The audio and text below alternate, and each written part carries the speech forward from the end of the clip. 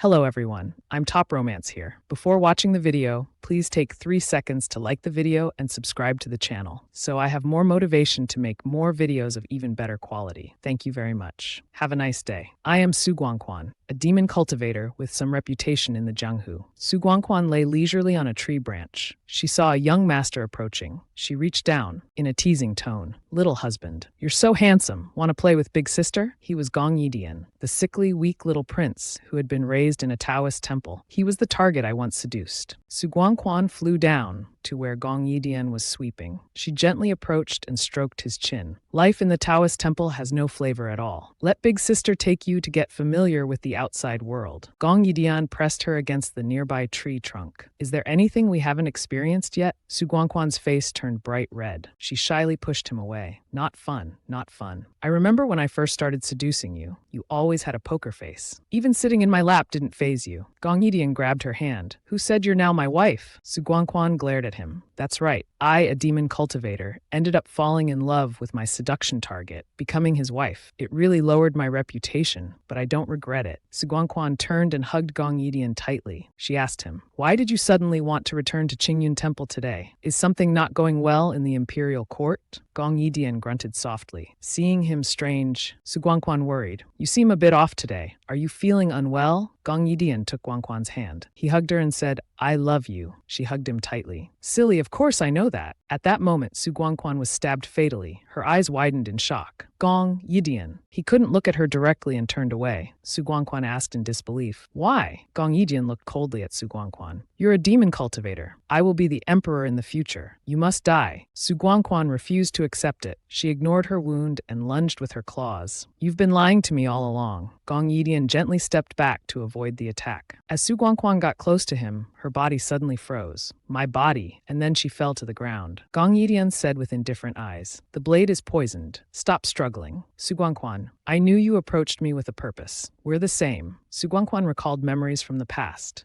Gong Yidian, shy, not daring to look at her directly. "Su Guangquan, please put your clothes on properly." Then the scene of their wedding, he sweetly said to her, "Guangquan, let's be together." Back to reality. She clutched her wound tightly, resentfully said, "Gong Yidian, today I, Su Guangquan, die by your hand because I am not as capable as you. If there's a next life, even if I have to turn the 3 realms and 6 paths upside down, I will definitely tear you apart and crush your bones." With that, she breathed her last, dying with her eyes wide open. Gong Yidian approached her body. His hand closed her staring eyes and he whispered, "Guangquan, I'll wait." Gong Yidian's voice echoed in her ears. "Guangquan, I'll wait." Su Guangquan jolted awake. Her face pale, she screamed Gong Yidian's name. She looked at her own hand, trembling. "Wait, didn't I already die?" She stood up, walked outside, and looked around. Where is this place? Peach blossoms falling, phoenixes soaring in the sky. Su Guangquan was stunned. Phoenixes, the divine beasts, and these palaces in the clouds. Could this be? She became more excited than ever. The celestial realm? Su Guangquan went back inside. She hid a dagger. Her appearance hadn't changed. Her cultivation techniques were completely gone. Fortunately, in this room I found a dagger for self-defense. I should go out and scout the situation first. At this moment, outside was bustling. Hurry, hurry! If we're late, we won't have good seats to listen to Supreme God Fua's sermon." Su Guangquan went outside and accidentally bumped into a fairy. She hurriedly turned and apologized profusely. I'm sorry. I didn't notice you." Su Guangquan waved her hand. "No, it's all right. Are you going to listen to the Supreme God's sermon?" Hearing this, she excitedly grabbed Su Guangquan's hand. "Are you new here?" Then she began praising Supreme God Fuhua. He was born a supreme god, that Fuhua. He once saved the mortal realm, pacified the great chaos in the celestial realm. Supreme God Fuhua is truly noble and unparalleled. Handsome, elegant, like a jade tree, a spiritual fungus. Su Guangquan was bewildered. Supreme God? So there really are supreme gods. When I was a demon cultivator, seeing ordinary cultivators ascend to immortality already seemed impressive. I didn't expect the celestial realm to have living supreme gods. This is an existence 100 times more powerful than immortals. Su Guangquan's eyes lit up. I want to go too. Can I also go? So the two of them went there together. She admiringly looked at the surroundings. It's so magnificent. Any random palace in the celestial realm is far grander than the imperial palace in the mortal world. If all of this is compensation for my unjust death in my previous life, then it's worth it. As peach blossoms fell, everyone became excited. He's here. It's the Supreme God. It's the Supreme God. He's finally returned. Su Guangquan also looked over. He's here? The ancient Supreme God still exists in this world. She stared in amazement at the person before her. Everyone bowed and greeted. Supreme God. Su Guangquan's whole body trembled. The resentment within her seemed to rise again. That person, Gong Yiyan, he has also come to the celestial realm? Why has he suddenly become a Supreme God? At this moment, the fairy from earlier pulled her hand and whispered, "You're also stunned by the Supreme God's appearance, right? But when meeting the Supreme God, you must bow, quick." At this time, Su Guangquan stepped forward. The fairy was shocked. "What are you doing?" She then called his name, Fu Hua. Gong Yan turned to look. Those around began to murmur, "Who is that? How dare she call the Supreme God's name? Is she another one confessing to the Supreme God? Go away. If you go against Qinglu Diji, you'll die." Su Guangquan gathered all her courage and stepped forward calmly. "Su Guangquan, now you must stay calm. Supreme God, he's now a Supreme God. You can't confront him directly." At this moment, Fu Hua's attendant stepped forward to block her. "Respect the Supreme God. You can't come closer." Su Guangquan lowered her eyes slightly and smiled. "Supreme God, do you remember me? I'm your former lover." Her hand was ready on the dagger. Fu Hua stared at her. Below, everyone was discussing the Supreme God's former lover. What is that woman saying? Is it true or false? Fu Hua asked her blankly. "Who are you?" Hearing this, Su Guangquan angrily said, "You don't know me? After doing such evil things to me, you pretend not to know me. I can't stand it anymore, Gong Yiyan." "You really are." Su Guangquan trembled with anger. He coldly looked at her. Her hand gripping the dagger, she rushed forward. But before she could step up, a wave of Fu Hua's hand had bound Su Guangquan. Her body was immobilized. Only her eyes were filled with resentment. He glanced at her again, his tone contemptuous. "She's just an ant." After a while, the chains on Su Guangquan's body disappeared. She was stunned. "Is this the power of a god?" He just casually waved his hand, and I was completely immobilized. The two palace maids beside Gong Yan saw this, looked at each other, and then said, "Please leave. Our honored Supreme God doesn't know you. Don't open your mouth to slander the Supreme God's reputation." Su Guangquan laughed madly. She despised them. "Fu Hua's reputation? I can't beat the person who just spoke," she said as she slowly stood up. "But you wait, Su Guangquan, I will surely tear off your fake, compassionate face in front of everyone." After saying this, she walked away proudly. Halfway through, she turned her head back. Blinking, she added one more thing. "Fu Hua, although you don't want to admit it, and even angrily struck me, but to be honest, I really miss that mole right on your waist." Hearing her say this, Fu Hua's face darkened slightly. The people below were shocked to hear this. Very soon, the sermon ended. Two people following Fu Hua quickly went to close the main gate. One person leaned close to his ear and whispered, "Do you feel that the Supreme God was a bit unusual today? The Supreme God has always been compassionate, yet spoke such cold words." She sighed upon hearing this. With a cold gaze, she said, "Ah Ni, do you think with that dagger in that lady's hand, if she had acted the crime of attempting to assassinate the Supreme God, once caught, what would happen?" Ah Er was surprised. So, was the Supreme God actually saving her? Could it be that at this moment, Fu Hua passed by? The two girls were startled. "Your Honor?" Ah Er forced a smile. "Indeed, I was overthinking. The Supreme God is devoted to cultivation. How could he have a former lover?" The scene changes to Su Guangquan. She lay dazed by the roadside. At this moment, she slowly opened her eyes, in pain to the point of fainting again. Su Guangquan struggled to stand up. "It still hurts so much. It's killing me. That bastard man hit so hard and so ruthlessly." Recalling Fu Hua's words, "Just an ant," she was furious. "If I don't beat you into an ant in the future, then I'm not Su Guangquan." "Ah! My back is sprained," she cried out in pain. "Medical hall! Medical hall! Heavenly realms should have medical halls run by minor immortals, right?" At this moment, a young man appeared behind her. He bent down to pick up her fallen dagger. Su Guangquan walked on, but still couldn't find a medical hall anywhere. Just then, an arm reached out and pulled her back. "Fairy," he smiled, pointing at the dagger. "Is this yours? Did you drop it?" Su Guangquan quickly took the dagger. "Ah, it's mine. Thank you." Qingheng smiled and asked, "Excuse my boldness. Are you injured, Fairy?" He then led her to a medical hall. From afar, Su Guangquan's screams could be heard. "Be gentler," the lady beside her, holding a bowl of medicine, said softly. "Fairy, please bear with it a little. Your injury is quite severe, so we need to apply medicine." Su Guangquan cried,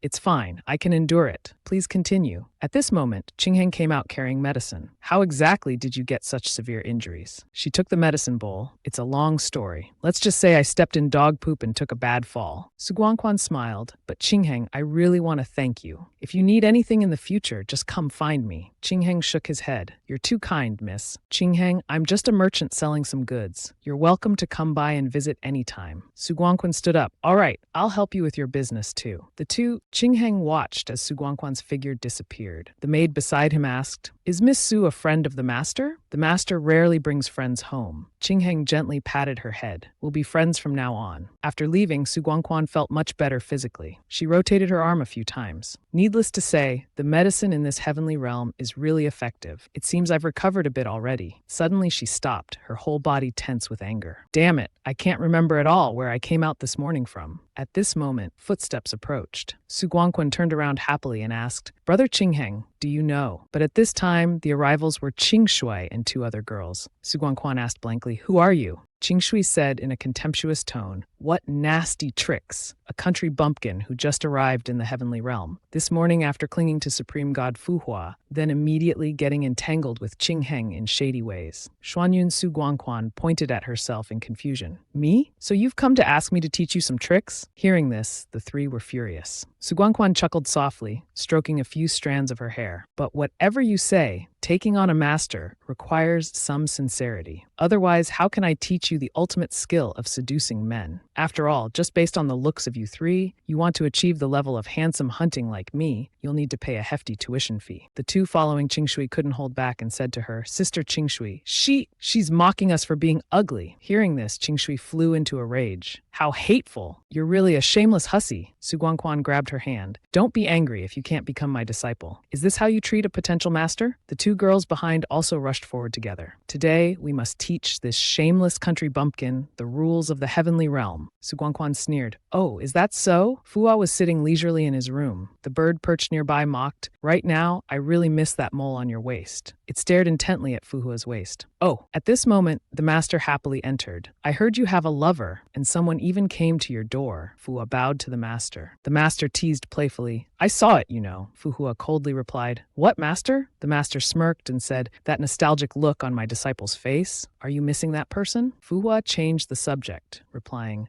Master shouldn't drink too much wine. The master turned to tease. Who's being dull, my disciple? Why is it that after one trip you're still as cold as ever? Look at your master, so handsome and radiant. Why did I end up teaching an ice block like you? Hearing this, Fuhua immediately turned away. The master moved closer and asked, Really? My disciple, you've only been back for a few days, and you want to go to that herb room of yours again? Fuhua coldly replied, Master is about to start the scripture lecture. I won't disturb you anymore. The master asked curiously, That sounds nice, but isn't it because you hate crowded places? Fuhua replied, Isn't it because every time master hosts a party there, you end up vomiting all over the palace? After saying this, Fuhua immediately left. The master waved after him. I hereby declare you're no longer my precious disciple. The master thought to himself, mouth agape. Wait, wasn't he just talking about that person of his earlier? Then he suddenly realized that little Fuhua, his little flower, was changing the subject to avoid the master. Fuhua walked away with a slight smile. At this moment, the blue-haired man charged in. He slashed and a blue light appeared. Hiya! Su Guangquan quickly defended, but then, it's hard to fight against four limbs. I'm about to be crippled. Suddenly, the blue light swirled around. Su Guangquan and the others fell down with a thud. Oh, the girl beside panicked, pointing at Su Guangquan. High-level divine artifact. This outfit is a high-level divine artifact. This country bumpkin actually has it. Su Guangquan was stunned. Could it be that the owner of that room is a big shot? This outfit I casually took is this powerful? Then Su Guangquan raised her fist. Enough talk, she smirked. I see, the tables have turned, but don't worry, I'm a kind person. Shuiqing threatened fearfully. You dare touch me? Do you know who I am? Su Guangquan slowly approached. I've always only hit people in the face. Everyone in the group lay face down. Ouch, ouch, it hurts. Hateful, Su Guangquan said, propping herself up. Tell me, if you admire a man, go confess to him yourself. What good does bullying women do? She sat down and teased. Oh my, I forgot. You three can't even bully a weak woman who just arrived like me. Shameless. The three lay there helplessly. You just wait.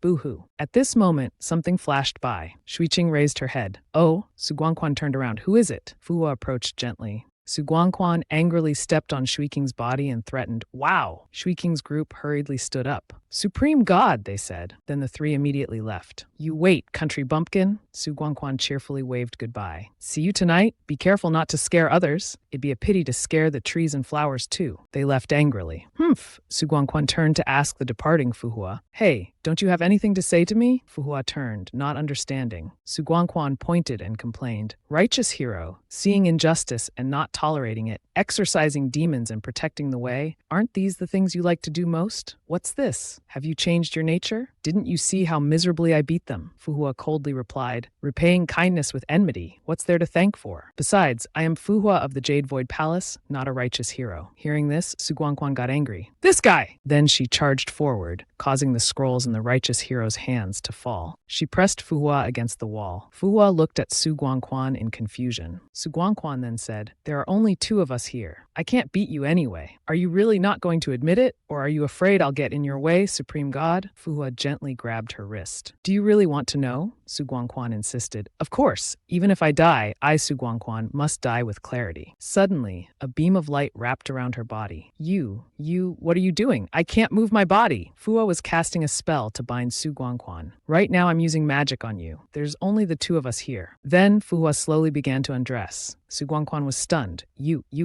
Then she fearfully closed her eyes, then opened them. Su Guangquan blushed. You scoundrel, you pervert. I absolutely won't look. Do you want me to get a sty to take revenge on me? You're so insidious. Fu Hua frowned. If you don't want to know about the mole on my waist, then let's end it here. Su Guangquan suddenly realized. Ah, right, the mole. Fu Hua silently undressed. Su Guangquan curiously reached out. No, I want to see. She looked around Fu Hua's waist, but there was no mole. Su Guangquan was shocked. No, it's not him. Fu Hua then said, Su Guangquan, the mortal world is chaotic. Only the heavenly way is eternal. I am Fu Hua of the Jade Void Palace. After saying this, he put his clothes back on. Su Guangquan, the mortal world is chaotic. Only the heavenly way is eternal. A lightning bolt appeared and struck Su Guangquan. You sort yourself out. Su Guangquan stood dazed in the surrounding vortex. He's not him, but then he's not the righteous hero either. Everything I've done here, what was it all for? The atmosphere suddenly became quiet. Fu Hua bent down to pick up the bamboo scroll. The great way is impartial. The supreme forgets emotions. Don't be stubbornly confused. Su Guangquan was stunned. Let go of love? She stood dazed, walking somewhere. Oh, unexpectedly, her aimless wandering brought her back here. Su Guangquan frowned. Ah, I haven't eaten all day. I'm so hungry. Then she opened the door and entered. I'm back here to bother you again. Is the owner home? She entered with a worried expression. Suddenly, something startled her. Oh, ah! Scene changed to Moon Osmanthus Palace. Nichang sat there glumly. 1,000-year ice block? Am I seeing things? Ice block. Oh no, it's Upper God Fu Hua. Why do you have time to visit Moon Osmanthus Palace today? Fu Hua pointed at something in the maid's hand. I came to deliver this to you. The bill. Qingshui took it and looked at it in panic. Ah, this! Nichang gaped. Qingshui cried out. Sister, that country bumpkin was too aggressive. She even used top-tier divine weapons to hit me. Nichang took the item. Oh, 12 bags of firefly powder. 12 pieces of dragon scale stone on the verge of destruction. She glanced at Fu Hua with a frown, thinking to herself, who doesn't know you're a mighty upper god? Repairing damage shouldn't be difficult for you. You're doing this on purpose, aren't you? Fu Hua hesitated, then turned to ask Nichang if she had any objections. Nichang immediately changed her tune. No, of course not. This is all caused by my younger sister. Moon Osmanthus Palace will naturally handle it. Then Fu Hua coldly left. Very well. Nichang watched his retreating figure. Qingla, oh Qingla, this time you've met a real opponent. Meanwhile, at Su Guangquan's place, she happily fed the cat. Kitten, eat up. Su Guangquan stroked the cat and said, You naughty thing, you really scared me just now. I thought I'd run into some kind of monster. At this moment, the cat meowed happily. Su Guangquan casually stroked her chin. Are you being fierce with me, kitty? Do you think I'm easy to bully, you naughty little cat? She smiled and hugged the cat to her chest. Haha, indeed, I still prefer these relaxing days, petting cats and enjoying delicious food. But to forget about love and focus solely on cultivation, I really can't do it. She looked at the cat and sighed. I don't even know why I appeared here. Even my enemies found the wrong person. What a failure. The cat looked at her as if consoling her. Now there's no need to worry about such things. Then the cat hurriedly ran away. Su Guangquan panicked, her face turning pale. Meow meow! Then the cat immediately transformed into a person. Su Guangquan, terrified, ran away. Run quickly! Run quickly! He immediately rushed to catch Su Guangquan. Ah! If you want to know everything, then become this king's food. He hugged Su Guangquan and prepared to bite her. Su Guangquan panicked. Hateful. She couldn't move at all. Suddenly, someone's voice rang out. What are you doing? Su Guangquan was startled. Why does it feel like being caught in an affair? The man now happily exclaimed. Master, master, you're back! Su Guangquan gaped in astonishment. Wait, why is he here? Could it be he's been following me to settle scores? Then Su Guangquan's expression changed. She stood up and approached Fu Hua. Upper God Fu Hua, what brings you here in the middle of the night? Fu Hua coldly replied, sleep.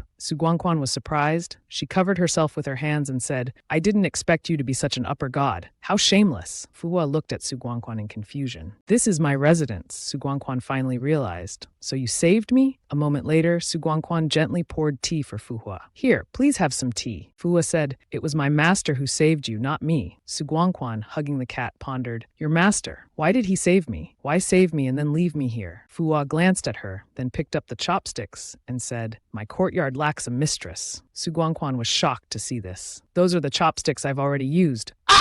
Fu Hua tasted the food and praised. The food isn't bad. Then he left. Su Guangquan stood there watching him, thinking, what does this mean? The cat grumbled to Su Guangquan. Stupid woman. The master wants you to stay to cook and serve him and this great me. Su Guangquan angrily said, who wants to cook for him? He still hasn't answered my question, she said. Then Su Guangquan hurriedly ran after him. Fu Hua, wait. Why did your master save me? Fu Hua replied, you have celestial fate, deeply wounded by love. Luckily and accidentally, you became a half-immortal. If you let go of your mortal past life, you can ascend to immortality in one step. Su Guangquan put her hands on her hips. Ha! Saying that, I should thank Gong Yi Dian then. She smugly said, what is my way? Only what I say counts as the heavenly way. I've long stopped believing in it. Fu Hua turned to look at her in silence. The cat approached and rubbed Fu Hua's feet. Master, you're too cold to me today. Fu Hua frowned. He saw the image of the cat threatening Su Guangquan. Oh, then he picked the cat up by its scruff. Stir-fried cat meat doesn't seem bad either. Meow! Fu Hua then cast a spell, pushing the cat away. Swoosh! He pondered. Fu Hua, what's wrong with you today? Scene changed to Wutong Palace. The scenery was as beautiful as a painting. Suddenly, a pair of feet stepped out lightly. Qingla stepped out naked. Two maids draped a robe over her. Qingla asked insistently, how is Fu Hua's scripture lecture going today? Suddenly, the little maid knelt down. Your Highness, something happened over there. I heard that the Supreme God's old flame has come to the door. Qingla was shocked. Old flame? The evening scene was quiet. Su Guangquan sat in a daze. Too many things happened today. Everything felt like a dream. But the most urgent matter was to understand the situation in the celestial realm. First, think of ways to survive, then seek what she wanted. She angrily remembered Fu Hua's image. If she only relied on that ice block, it wouldn't work. She'd be thankful if he didn't do anything to her. Who else was there? Suddenly, Su Guangquan startled. The kitten appeared again. Su Guangquan looked at the kitten with delight, then approached and hinted, Kitten, you still need someone to take care of you, right? The cat jumped. You scared this great me to death. Why don't you make any sound when you walk? Su Guangquan smiled. Isn't it to see if there's anything I can help with? Look at me. From now on, we'll be living under the same roof. Whether you want braised fish or grilled fish, you can tell Sister Guangquan here. The cat's eyes lit up. What? There's grilled fish? Later, the cat lay sprawled on the table, gnawing and asking Su Guangquan, no reason to suddenly flatter me so much. Just say it. What do you want from this great me? Su Guangquan smiled with delight. You're truly the most handsome cat I've ever seen. Even your shedding fur is charming. I think a spirit beast as handsome and smart as you must know a lot about the celestial realm. The cat looked smug. Of course, I initially followed my master. You're being so polite, unless you're a demon realm spy. Afraid the cat misunderstood, Su Guangquan quickly said, No.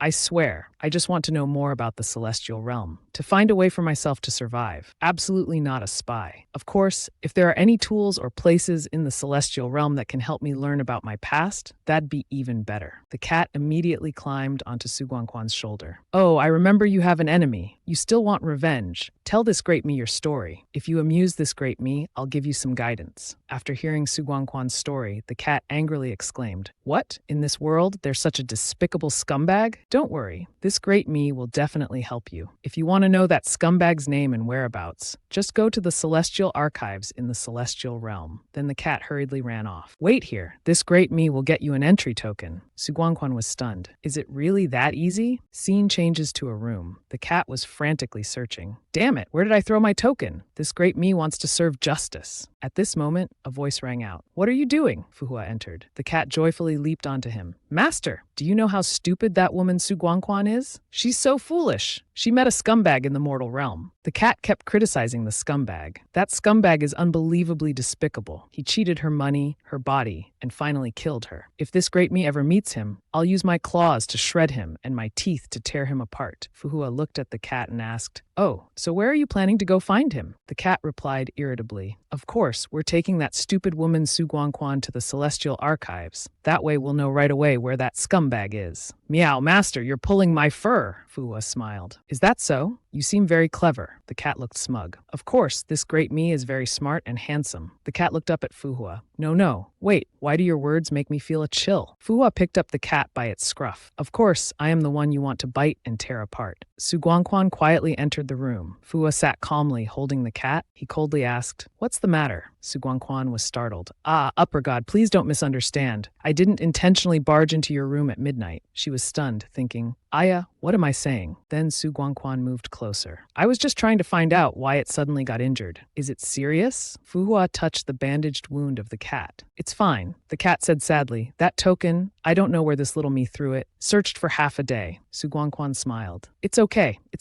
Your claws are injured too. You rest. My matter isn't urgent." Fuhua lowered his face and asked her, "You want to go to the Celestial Archives?" Su Guangquan moved closer and stroked the cat's head. Little cat, their eyes accidentally met. Su Guangquan panicked and immediately backed away. "Ah!" At this moment, she hastily pulled on Fuhua's robe. Fuhua fell, landing on top of Su Guangquan with a thud. The cat gleefully said, "Wow, as expected of a woman who once had master in her grasp, she's really aggressive." Fuhua stared intently at Su Guangquan. Then he reached out to caress Su Guangquan's cheek. Su Guangquan screamed, "Ah! Sorry, upper god, I really didn't mean to." Su Guangquan sat up, clasping her hands as she spoke. "Ever since I realized I mistook you, to me, upper god is like an old ancestor to be revered. I swear I have no other improper intentions towards upper god." Fuhua was stunned. "Old ancestor?" Su Guangquan innocently continued. "Or do you prefer to be called an elderly person of high virtue and prestige?" Fuhua angrily said, "Get out!" Su Guangquan was kicked out. "Men's hearts are as deep as the sea," she muttered, walking out. Fuhua spoke from inside. "Once you've cultivated to a certain level, you can freely enter and exit the Celestial Archives. Come find me early tomorrow morning." Su Guangquan leaned close to the window. "Old ancestor, do you want to be my master?" Fuhua frowned and walked outside. The little cat covered its eyes and said, "Master, my cooperation level is super high. I can't see anything at all." Fuhua angrily snapped his fingers. Boom! He recalled the moment he fell on top of Su Guangquan. "Fuhua, you were born as an upper god. You understand everything, but don't understand human emotions. How will you help the people of the world in the future?" He stood there with a melancholic expression. "It's just human emotions. One trip to the mortal world should suffice." The moment Su Guangquan cheerfully coaxed the wheelchair-bound man. "Handsome little Long Jun, do you want to play with Big Sister?" That guy hugged Su Guangquan tightly. He's coming soon. She'll be scared to death. Save her. Please save her." As soon as he finished speaking, a man in black appeared. He touched the other man's head. "This must be paid for at any cost. Gong Yidian, you go behind." Fuhua frowned and closed his eyes to ponder. "But now I am upper god Fuhua. Keeping her by my side is only to guide her towards goodness. Absolutely no other intentions." Scene changes to a forest somewhere. Su Guangquan panicked. "Huh? My body has turned into a tree? You're saying my current body is a plant?" Little cat gently touched the leaves. "Want to eat this?" A hand reached out to grab Su Guangquan. "Ah! Get away," Su Guangquan said tearfully. "Old ancestor, tell me what's wrong with master. Even if I'm left with just a bit of soul, it's still the most beautiful soul, right? Molding a clay figure for the soul to enter would be more convenient than plucking a handful of grass, wouldn't it?" Fuhua held Su Guangquan in his hand and explained, "This isn't grass. It's catnip that Kong Chi likes to eat." Su Guangquan heard this and got angry. She looked at Little Cat and said, "Ah, so it was you. You did this on purpose, didn't you?" Little Cat widened its eyes. Fuhua frowned. Little Cat felt miserable inside. "I have to bear everything." Then Little Cat transformed into human form. "It was I who did it, so what? I, the Great One, don't want to bother with you anymore." Fuhua then raised his hand to cast a spell. Beams of light appeared surrounding Su Guangquan. She smiled happily. "Ah, I'm restored," Fuhua spoke. Guangquan, being familiar with your true form is an important step in cultivation. After saying this, Su Guangquan turned to look at Fu Hua. She smiled. It's been a long time since someone called me Guangquan. It does feel a bit unfamiliar. Suddenly, Kongqi rushed over. My master, that woman. Kongqi covered its mouth. Ah, it's not someone from DG coming to deliver an invitation. Fu Hua coldly walked away. Not free? Kongqi closed its eyes tightly and said, It's not for you, master. It's for her. Su Guangquan was stunned, not understanding. Su Guangquan schemed to get closer to Kongqi. She reached out to take the paper. Let me see. I've never attended a heavenly banquet before. Suddenly, Fu Hua appeared. He snatched the paper from Su Guangquan's hand. Wait, your studies aren't finished yet. Su Guangquan struggled and pleaded. Give it to me. Give it to me. Upper God, teach me today. Fu Hua held the paper up high. I'll practice really well. But this is, after all, from DG. Su Guangquan's jaw dropped. I'll practice really well, but this is, after all, from DG. She stood there perplexed. She imagined the crowd buzzing around her. Ha ha ha! Isn't she here to confess to the upper god? Go away. Do you think Qingluo DG is dead? Only then did Su Guangquan realize, it's her. Then Su Guangquan nudged Fu Hua's shoulder. Don't worry, I understand. I won't let her misunderstand you. Then Su Guangquan snatched the paper and ran off. Upper god, don't worry. I just want to see what the heavenly realm looks like. I definitely won't embarrass you. Fu Hua closed his eyes and sighed. Kongqi immediately appeared. Master, do you want to catch her? She really doesn't take you seriously, I say. A moment later, Su Guangquan cheerfully said, Here, little cat, come here quickly. Kongqi followed behind, frowning. I've told you hundreds of times. Don't call me little cat. I am Kongqi. Su Guangquan clasped her hands. All right, from now on, I'll call you Chi. Kongqi broke out in a cold sweat of helplessness. This woman. At this time, people around were staring and whispering. So handsome. Is this a new immortal? Why have we never seen him before? I like this type of proud and outstanding young lord the most. I wonder what his name is. Quick, go ask him. No, there's a woman beside him. The girl then asked Shui Qing, you're knowledgeable. Do you recognize him? Shui Qing sneered. Huh? What kind of appearance could attract both of you like this? Suddenly, Shui Qing and Su Guangquan turned their heads. Su Guangquan raised her hand to wave. Ha! What a coincidence. We meet again. The two girls beside laughed and pointed. Shui Qing, you really do know him. Hurry up and introduce us. Yes.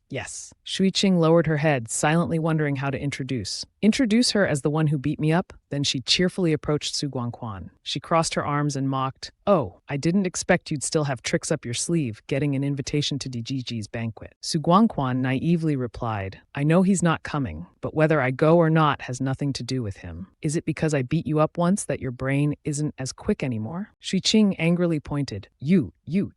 Then she said, Aren't you curious about her identity? Let me tell you, she's the shameless one who not long ago. Suddenly a voice rang out. Shui Qing, don't go too far. Shui Qing turned around in panic. Yi Qing came forward. Greetings, DG. Greetings, DG. Greetings, DG. Su Guangquan was stunned. What's going on? Why do I have such a familiar feeling? Su Guangquan deliberately changed the subject. Oh, what's this? Is it mealtime already? Kongqi stood beside her helplessly. At this moment, Shui Qing pointed at Su Guangquan. DG, she originally didn't take anyone seriously. Su Guangquan was dazed. Then she said, DG, you're looking for me? DG smiled. It's nothing. I just saw a new face and was curious, so I asked. If this immortal lady is hungry, please go in first. The food is already prepared in the hall. Su Guangquan happily dragged Kongqi along as they ran off. Wow, DG, you're so nice. See you later. Kongqi frowned. Is that it? Su Guangquan said.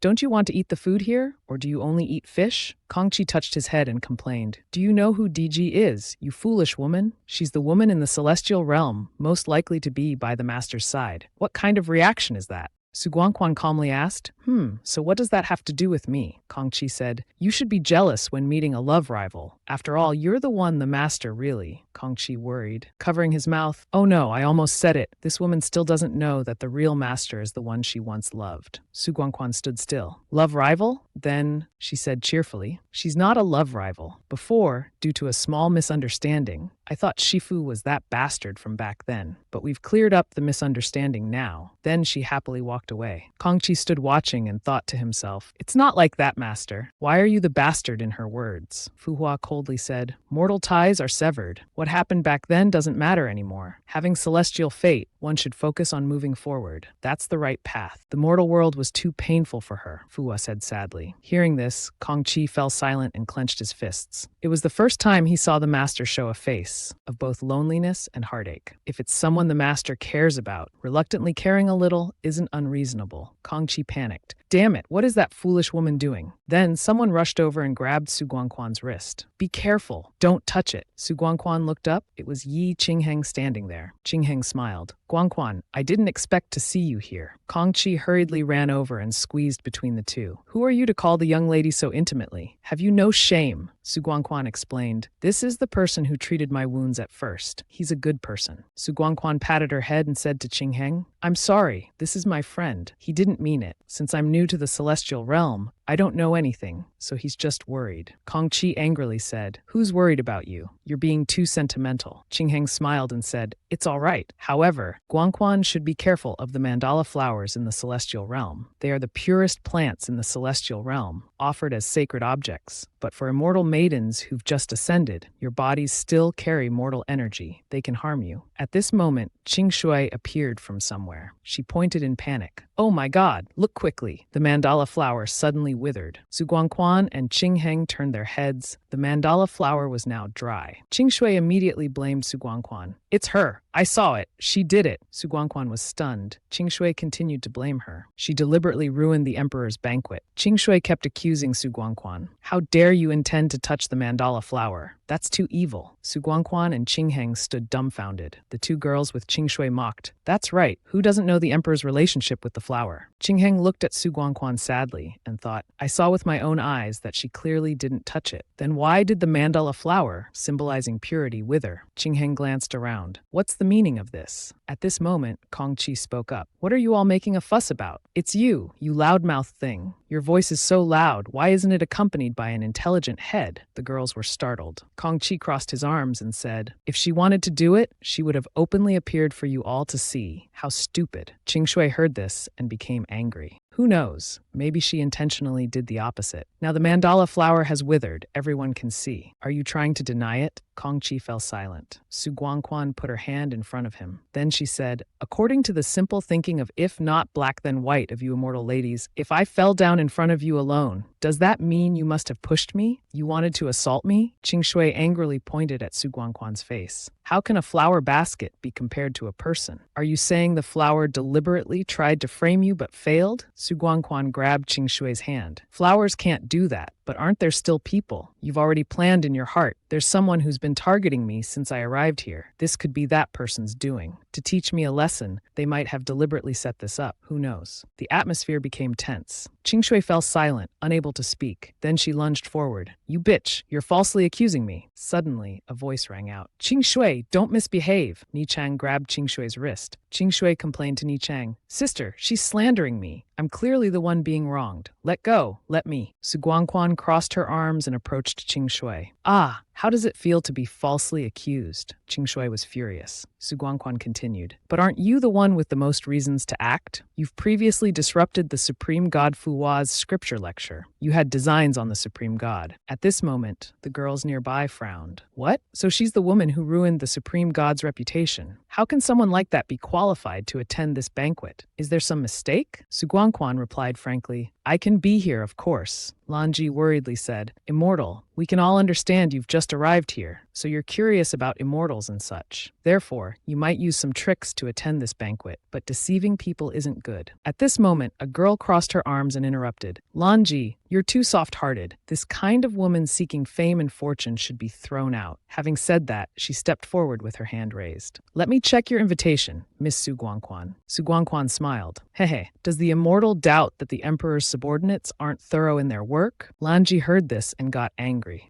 Then she tried to explain. Your Highness, Lanji never thought that way. It's just concern. The other girl approached again, pointing at Su Guangquan. All this secrecy clearly means there's something fishy. If you're innocent, then how could I possibly deal with you? Su Guangquan calmly took out a paper. The invitation, although not mine. But the girl snatched the invitation. Today I want to see what exactly you vixen, are saying. As she read, she was shocked. This can't be. Su Guangquan smiled. I forgot to mention, I'm here on behalf of my master, Supreme God Fuwa. At this moment, Emperor Qingluo, standing far away, heard and was startled. What? Shui Qing snatched the paper. From Supreme God Fuhua? What? I don't believe it. She held it, flustered. How can this be? How can this be? Su Guangquan stepped closer to Shui Qing. So, I have no jealous reasons whatsoever to have a motive to destroy the emperor's flowers. Then Su Guangquan cheerfully turned away. Moreover, I just arrived in the celestial realm. The relationship between the emperor and flowers you mentioned, I basically don't even know about it. Shui Qing held the paper, still in shock. Qingheng smiled. What Miss Guangquan said, I can also testify to. Indeed, she doesn't know or understand about these flowers.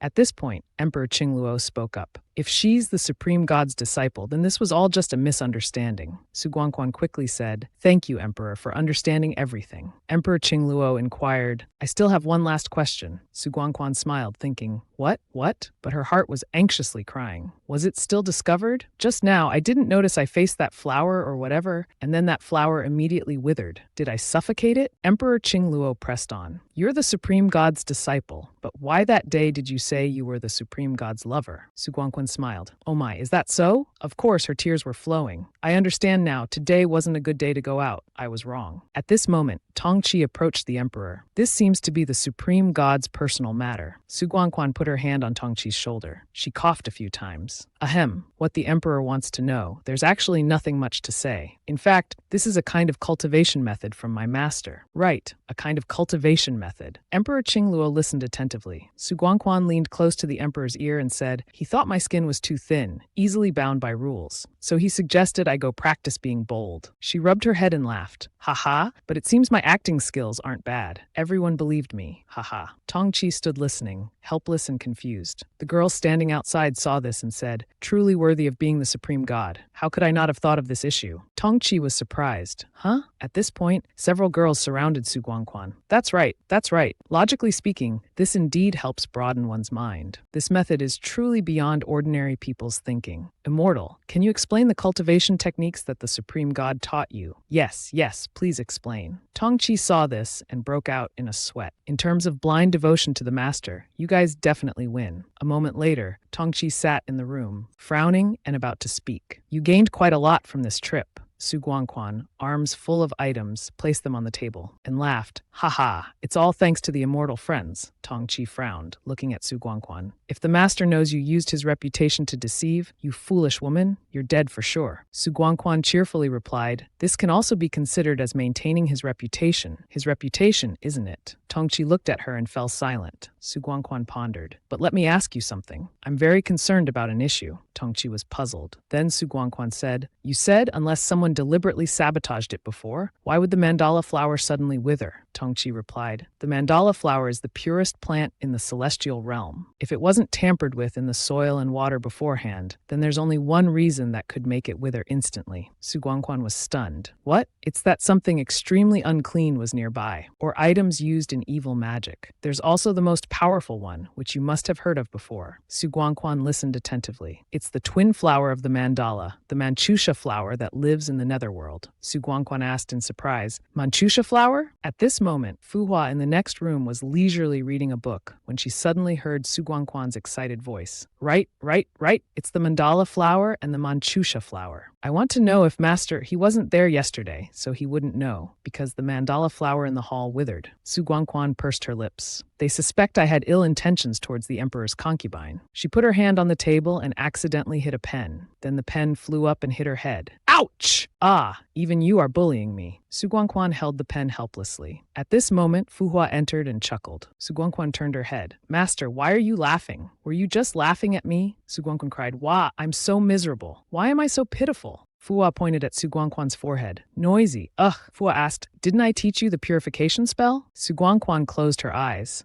It's just changing to a body without spiritual energy. Back when I was in the mortal realm, doing this kind of minor magic was a piece of cake. Then she started casting the spell excitedly. Tongqi was startled, and he hurriedly ran over to ask, What happened? Why did the kitchen explode? Tongqi panicked and quickly ran away. This great one didn't see anything. Su Guangquan coughed repeatedly. She opened her eyes and glanced. Oh, Fu Hua's clothes were torn open. Su Guangquan panicked. I can explain. Tongqi peeked in. Guangquan, well done! Su Guangquan helplessly started crying. She turned her head and angrily looked at Tongqi. Tongqi winked mischievously. Su Guangquan angrily chased Tongqi. You stinky cat! You've tainted my innocence! I'll kill you! A moment later, in a poetic scene, Fu Hua sat calmly as Tongqi and Su Guangquan approached. Master, I was wrong. It was all because of this stupid woman. I swear, even if I die, I'll protect Master's innocence. Both of them were teary-eyed as they apologized. I was wrong. Fu Hua coldly asked, wrong about what? Su Guangquan quickly said, I shouldn't have damaged Master's clothes, causing Master to be unable to protect his innocence. Fu Hua felt helpless hearing this. Then he said, when casting spells, you must concentrate. Don't be of two minds. Su Guangquan replied, no, I know this, and this time I didn't cast the spell wrong. I don't know why it happened. Fu Hua immediately grabbed Su Guangquan's wrist, then pulled her close to examine. Seeing the two like this, Tongqi's eyes widened with interest. Fu Hua frowned, thinking, why is her soul power so strong? Fu Hua released Su Guangquan's hand. Don't do it again next time, he said, then turned and left. Tongqi worriedly said to Su Guangquan, when Master grabbed your hand, his expression looked very serious. Su Guangquan was dazed. Then she carefully looked at her hand. Blue marks appeared. When Master comes back, I must verify this with him. A moment later, Fu Hua was rummaging through books in the room. The Master entered. Hey, you just got back and you're already searching for something? Fu Hua worriedly said. There's something I can't figure out. The Master smiled. Oh, what are you thinking about? Don't think I don't know. I've heard everything. You secretly raised a little disciple. That little disciple even disrupted Qing Luo's banquet. Fu Hua said, the one who caused trouble wasn't her. The Master pouted. Oh, not good. Just started and already protecting the disciple. I'm getting jealous. The atmosphere suddenly became quiet. The Master approached. He placed his fan on the book Fu Hua was reading. The thing you can't figure out and came here to search for, is it about her? Fu Hua replied, yes. The Master pressed, why are you hiding the fact that the person she's looking for is you? Fu Hua replied, it's to make her give up on cultivating the Tao. The Master angrily said, nonsense. You little brat. In front of others, you act all immortal-like. That's fine. But in front of me, who are you pretending for? Years ago, after returning from your tribulation, wasn't it you who cried in my arms? Fu Hua suddenly blushed. Master, when did I cry in your arms? Don't talk nonsense. The Master said, in short, just one thing. Initially, I let you go through tribulation so you could experience the 7 emotions and 6 desires. When you returned, I didn't want you to become an emotionless block like this. Following your heart isn't that difficult. Fu Hua lowered his head worriedly. Master, Gong Yan was me but also not me. Gong Yan's life, for me, was like a wake-up call. Love, hate, and desire will make people indulge and lead to downfall. The Master advised, if it's a wake-up call in your heart, then why don't you dare tell her the truth? You're not really afraid she'll fall deep into it. Fu Hua was stunned. Clearly, it's you who's afraid of falling into it again. Fu Hua remained silent. The scene changes to Qing Heng's residence. He was writing leisurely. Oh, Fu Hua taking a disciple is a recent event. Unexpectedly, your side's information is also this quick. Mo Xuan, sit down. Qing Heng just needs to answer whether to do it or not. Qing Heng said, my goal and yours. He changed his expression. Of course they're the same.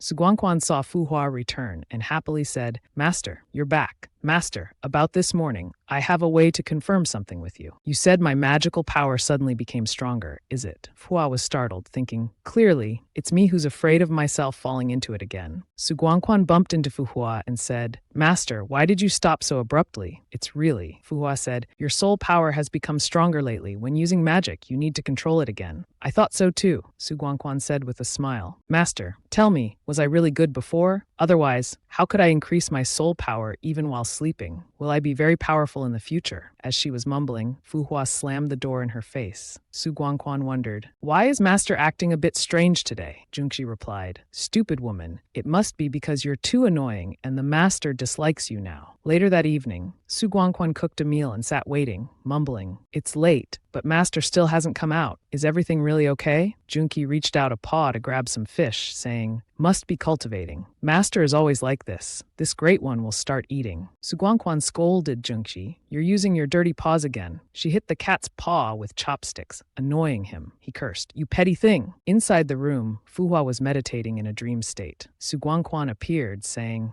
Little Lang Jun, why are you so indifferent? Is it because you've been in the Tao temple for too long and don't understand pleasure anymore? I like you the most. Why don't you believe me? Then she leaned down close, whispering in Fu Hua's ear, Ah, your ears are so red. The dream scene changed to an image of Su Guangquan. She said, Master, I like you the most. Fu Hua then grabbed her hand, startled, calling Master. Then he moved closer. After that, adult things happened. Su Guangquan entered Master's room and became sad. When she saw the letter, have to leave for self-cultivation. Outside, someone called, Su Guangquan, someone's looking for you. She ran out and asked in surprise, Qingheng Shanjun, why are you here? Qingheng Shanjun smiled at her. Qingheng Shanjun said with a smile, just passing by, thinking that now you're a disciple of Fu Hua Shangshen, so I came to visit. Su Guangquan said happily, then come sit for a while. I'll prepare some tea. Qingheng Shanjun heard this and asked, puzzled, won't it affect Fu Hua Shangshen's teaching you? Su Guangquan smiled and replied, Master had business and went out, so it won't affect anything today. Junqi saw Su Guangquan and Qingheng Shanjun laughing and got annoyed, thinking, talking to others so happily, smiling so gently. So he ran out and asked, who said it doesn't affect? Master is gone. This place is under my charge now. Later, this great one needs to cultivate. Visitors are not welcome. Su Guangquan heard this, was stunned, then said angrily, didn't you want to go out and play today? Junqi replied, not going anymore. No way, I'm letting you two get intimate in Master's place. Su Guangquan heard this and bristled, asking, Stinky cat, what nonsense are you talking about? Qingheng Shanjun quickly stopped her. Guangquan, it's all right. Never mind. I was just concerned about your health, so I came by. Su Guangquan was still annoyed and snorted. Then she took Qingheng Shanjun's arm and said, let's go, Qingheng. You and I will go for a walk outside. With that, Su Guangquan pulled Qingheng Shanjun away. Junqi saw this and bristled, threatening Su Guangquan. If anything happens, don't you come back. Su Guangquan angrily scolded. What's your problem, you stinky unreasonable cat? Then she suddenly realized something and quickly apologized to Qingheng Shanjun. I'm sorry, I didn't mean to. It's just, Qingheng Shanjun replied, it's fine. Today was my fault for disturbing you. It seems studying under Fu Hua Shangshen isn't very pleasant, is it? Su Guangquan quickly waved her hands. No, not at all. Master treats me very well and teaches me very carefully. That stinky cat just likes to tease me, that's all. Qingheng replied, that's good. Remember when I found you? You looked so miserable. Now you've become Fu Hua Shangshen's disciple. Life is truly unpredictable, he said, patting Su Guangquan's head. Su Guangquan was about to say something when Qingheng winked and said, after Guangquan finishes her training, perhaps you'll need to help and take care of me. Guangquan smiled and replied, of course. After all, you did save my life, Qingheng. Then she looked up and saw her master on the bridge talking to a woman. She thought, so that's why he needed to leave. It was to meet with Qingluo Diji. Qingheng also looked up and said, it's Fu Hua Shangshen and Qingluo Diji. It seems the relationship between your master and Qingluo Diji is not bad at all. Su Guan smiled and replied, that's right. Yes, they are both very impressive. It's natural for them to be close to each other. Suddenly, Qingheng said, your master is looking over here now. She then waved to her master, but then she saw Fu Hua turn and leave with Qingluo Diji and sadly thought, what's going on? This irritating feeling in my chest. Su Guangquan sat alone, lost in thought. She was troubled, racking her brains but couldn't figure it out. She had a headache and muttered to herself, what is this? No, it's just that master abandoned me to meet another woman. Why should I be so troubled? I didn't let Qingheng climb the tree, and now I'm here brooding alone. She recalled how she had hurriedly said to Qingheng, I'm sorry, I just remembered I still have something to do. I'll invite you next time. I really can't understand myself at all. Su Guangquan thought of something. Her face darkened. Wait, could it be that I have a desire to monopolize master? At this moment, a voice reached her innermost thoughts. Of course, Fu Hua Shangshen's charm is captivating. What girl wouldn't like him? Su Guangquan quickly turned around to explain. No, don't talk nonsense. I would never. Su Guangquan looked embarrassedly at that little fairy. She was holding a jade communication device in her hand. Su Guangquan turned away awkwardly. Oh my, don't talk nonsense anymore, Xiao Qi. I'm not going home yet. I'll go back later, she said, then strode away confidently. Excuse me, make way. As long as you don't feel ashamed yourself, others will have to feel ashamed. That's right. At this moment, that little fairy pulled her hand back. Wait, she said happily. I recognize you. You're the one from that day. Su Guangquan was surprised. She introduced herself. You're the one. I'm the little fairy who was nearby when you went looking for Fu Hua Shangshen. You also like Fu Hua Shangshen and want to attract his attention, right? You're so impressive. Do you want to join us? Su Guangquan was still dazed. Us? The little fairy excitedly said, that's right. The group of fairies who love Fu Hua. We can share with each other news about Fu Hua Shangshen. Su Guangquan waved her hands. No, no, I have things to do. That little fairy pulled her hand again. Listen, Fuhua Shangshen has a disciple. It's such an attractive and warm character. She even imagined the scene, Su Guangquan with tears in her eyes. Master, the training hurts so much. Fuhua gently holding her hand. Let me blow on it. Su Guangquan stood aside, bewildered. What the hell are you flailing about? How could that be? The little fairy denied. No, no, no. No woman can resist the charm of Fuhua Shangshen. Everyone would dream like that. Su Guangquan was helpless. She had to listen to this little fairy blabber on about Fuhua. Qingheng stood behind, observing her with a slight smile. Banxia, standing nearby, asked, Fuhua Shangshen is indeed charming, isn't he? Shangshen seems very cold and serious. Banxia feels a warm person like the master is still better. Qingheng turned to look at her. Is that so? Warm? It seems the master has something to do. Qingheng opened the box in Banxia's hand. Anyway, his true form is too powerful. Thinking about it, this still suits him better. In the box was a small bottle. Banxia didn't understand and asked, why does the master want me to prepare reincarnation water? Is there someone who wants to secretly reincarnate? But this method is too dangerous. Qingheng smiled, finger placed before her mouth. This is a secret. At this moment, Su Guangquan was happily chatting with that fairy. She turned around puzzled. Who is it? Junwu Yin smiled and said, it's getting dark. I just saw two fairies wandering alone in this area, so I was a bit worried. Su Guangquan coldly said, sneaking around, if not stealing then robbing. She turned to Yu Yi and said, let's leave this place, then pulled Yu Yi's hand to leave. Yu Yi awkwardly explained, he's actually my lover. Su Guangquan was startled. Huh? Then before, you towards Fuhua Shangshen still. Yu Yi explained, Shangshen is someone we all love and admire. We look for Shangshen's disciple just to get first-hand news about him. If someone wanted to monopolize Shangshen, wouldn't that be even stranger? The desire to monopolize, isn't it the kind of feeling of wanting to make Shangshen one's lover? It's hard to imagine. Hearing this, Su Guangquan was startled. So that's why I'm unhappy. My desire to monopolize is because I've made him my lover? How absurd. Junwu Yin approached Yue. Let's go, Yue. From tomorrow, you won't see me anymore. Yue turned to look at Su Guangquan, who was in a daze. Su Guangquan, what's wrong with you? Why did your face suddenly turn pale? Su Guangquan, startled, hurriedly said, no, nothing. I also have to go now. Both of them looked at her bewildered. At this moment, Su Guangquan's hair got caught in the jade pendant. Ouch! Don't touch my spirit jade! Junwu Yin rubbed the jade piece. Fortunately, it's fine. Fairy, don't move. Let me untangle it for you. Su Guangquan grabbed his hand. Wait, why do you have this jade pendant? Junwu Yin looked puzzled. Huh? Then he explained, well, I want to go to the reincarnation pool to experience mortal life. Of course, I must bring the spirit jade. Otherwise, if reincarnated in the mortal world as a weak human, I might accidentally deplete my divine soul. This thing, when in danger, can protect one's divine soul. This is an item that those in the celestial realm must have when reincarnating. Su Guangquan was stunned. Celestial realm item, must have for reincarnation. Su Guangquan recalled when she wanted to see Gong Yiyan's jade pendant. He coldly said, this jade pendant cannot be given to you. Su Guangquan pouted. How petty, Gong Yiyan explained. This is a keepsake my mother left for me. Su Guangquan, hearing this, quickly apologized. I didn't know. Back to the present, she slightly curled her lips. So it's a life-protecting item for reincarnation. This really can protect one's life. Yue saw her like this and was very worried. What's wrong? Your face doesn't look too good. Su Guangquan smiled without smiling. Is that so? I just feel that after being in the celestial realm for so long, today I'm finally this clear-headed. I finally understand.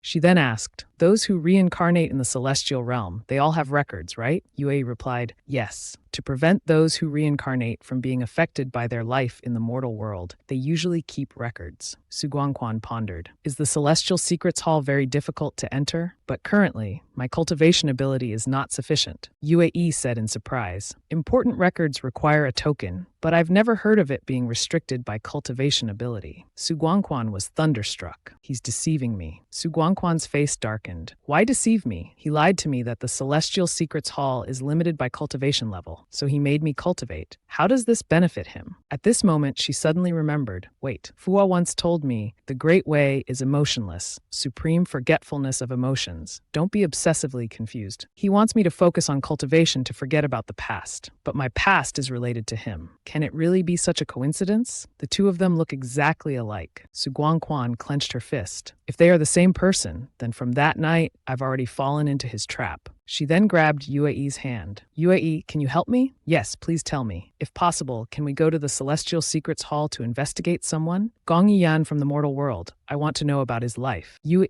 asked worriedly. Is this the person who made your face turn so pale? Did he deceive you before you came to the celestial realm? Yue glanced at Junwoo Yin. Some men in the mortal world like to chase women. They don't adhere to the qualities of being a man. Junwoo Yin, frightened, quickly waved his hands explaining, Miss Yue, please don't mock me anymore. I wouldn't dare. Su Guangquan said sadly. All right then, if we can't find it, then forget it. Thank you. I still have something to do. Excuse me for a moment. I'll go first. The two watched Su Guangquan's back as she left. Junwoo Yin clicked his tongue repeatedly. Seems like a pitiful woman, hurt by love. Yue snorted and pulled Junwoo Yin along. Junwoo Yin, what are you waiting for? Hurry and help me help little Guangquan find the life records of that Gong Yiyan. Junwoo Yin immediately said, Yue, but our date. Yue angrily said, of course, a sister being bullied is more important. At night, Ban Xiao whispered, go slowly. At this moment, she saw Su Guangquan. Miss Su, it's so late. Haven't you gone home yet? Su Guangquan smiled and said, it's nothing. I'm just taking a walk. Ban Xia noticed Su Guangquan's mood. Miss Su, if you're not happy, don't force a smile. Su Guangquan gave a soft, Ban Xia then invited Su Guangquan in. Come in and have some hot tea. Inside, as she poured tea, she asked Su Guangquan, Miss Su, you want to know if someone is deceiving you? It's very simple. Su Guangquan then asked, what's the way? Ban Xia replied, Master, I remember we have a truth-telling potion in our shop, right? Su Guangquan worried. Can anyone use it? Are there any side effects? Qing Heng smiled and replied, of course, it's not exactly a medicine. It's just a type of wine made from a special ingredient. If you need it, I can give you a bottle. He turned and said, Ban Xia, go get it for Guangquan. Yes, thank you. Kong Qi stood on the roof observing. Seeing Su Guangquan approaching, he went down to report to Fu Hua. She's back. She's back, master. She's returned. Su Guangquan walked in disheveled. As soon as she pushed the door open, Kong Qi spoke up sarcastically. I thought you weren't coming back today. You're this old and still running away from home, Fu Hua asked. Where did you go? Su Guangquan put the wine bottle on the table. I was feeling uneasy, so I went for a drink. Hearing this, Kong Qi angrily roared. You dare speak to the master like that? Fu Hua sat there coldly. Su Guangquan looked back at him. Fu Hua spoke, Kong Qi, go to your room first. Kong Qi, dissatisfied, master, she clearly, Fu Hua repeated to Kong Qi. He reluctantly obeyed. Kong Qi left, but his eyes still glanced back several times. What exactly happened? This woman is acting strange today. The room became quiet. Fu Hua spoke first. If you're angry because I left earlier, Su Guangquan chuckled softly. Fu Hua, although people say you don't understand emotions, you actually understand clearly. You know what you do will upset me. As she spoke, she moved closer. You know I'm upset, and then you come back. You even knew early on that I liked you, didn't you? Fu Hua was startled, his hand clenched as he shouted, Nonsense! Su Guangquan smirked, then laughed loudly, her voice full of contempt. Look, you're angry now. You're angry because the ant in your hand knows how to resist, right? Fu Hua approached and grabbed her hand. Su Guangquan, what are you talking about? Su Guangquan withdrew her hand, moving away. He grabbed his own wrist. What do I want to say? She moved forward to pour wine. What do I want to say, Fu Hua, your disciple or whatever? As she spoke, she raised the cup to drink. This lady won't do it anymore. Then she threw the wine cup forcefully. Fu Hua silently watched her. Su Guangquan handed him the remaining cup. You drink too. After drinking, we'll be two strangers. Fu Hua coldly asked, Is this what you want? Yes, this is exactly what I want. All that cultivation, all that mind reading, throw it away. I've had enough. Fu Hua recalled his master's words. Fu Hua, you want to guide her to cultivate wholeheartedly. Have you ever thought if she's willing, you keep her by your side? For both of you, it might not be a good thing. He clenched his fist, immediately took the wine cup and drank it all. If this is what you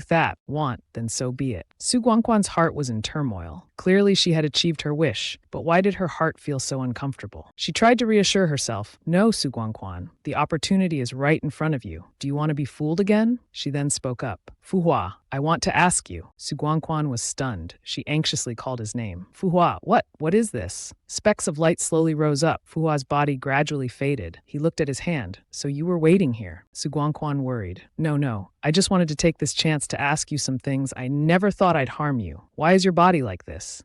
His body gradually became transparent. She reached out, but couldn't touch him. You? Are you going to die? Fu Hua comforted her. Of course not. I am Fu Hua, the supreme god. After saying that, Su Guangquan turned away. Fu Hua, wait a moment. I'll go find someone. I'll go find Qing Heng. No, I'll go find your master. He will surely have a way. Fu Hua ran after her, grabbing her hand. Wait. He embraced her. Guangquan, he whispered in her ear, It's not your fault. I was too arrogant. I'll tell you everything. As Fu Hua gradually dissipated into the air, Su Guangquan cried out, Fu Hua. She fell to her knees, seeing only emptiness above. He's disappeared. She remembered being at Qing Heng's place. It's Qing Heng. It's him. Find him. If I find him, I can know everything. Thinking this, Su Guangquan immediately ran off. At Qing Heng's shop, she knocked repeatedly, injuring her hand. Brother Qing Heng, open the door quickly. Come out. At this moment, a servant in the house opened the door and said, Immortal Qing Heng and the immortal lord, they just had some business and left. Don't know when they'll be back. Su Guangquan was filled with disappointment. She turned away. Left? Left just like that. Such a coincidence? So, from the very beginning, Qing Heng had a plan to approach me. From the start, his kindness towards me was fake. Why me? Why? She trembled, clenching her bleeding hand. At this moment, Yue called out from behind. Guangquan. She asked worriedly, Why do you look so haggard? I just came back from Tiantianjige. I got some good news and hurried to tell you. After hearing it, you might feel a bit better. Su Guangquan immediately asked, What is it? Yue replied, It's about what you asked me to investigate regarding Gong Yidian's life. I've investigated it. That Gong Yidian truly got what he deserved. He died on the same day as his wife. In the end, he didn't ascend to the throne. Yue sighed.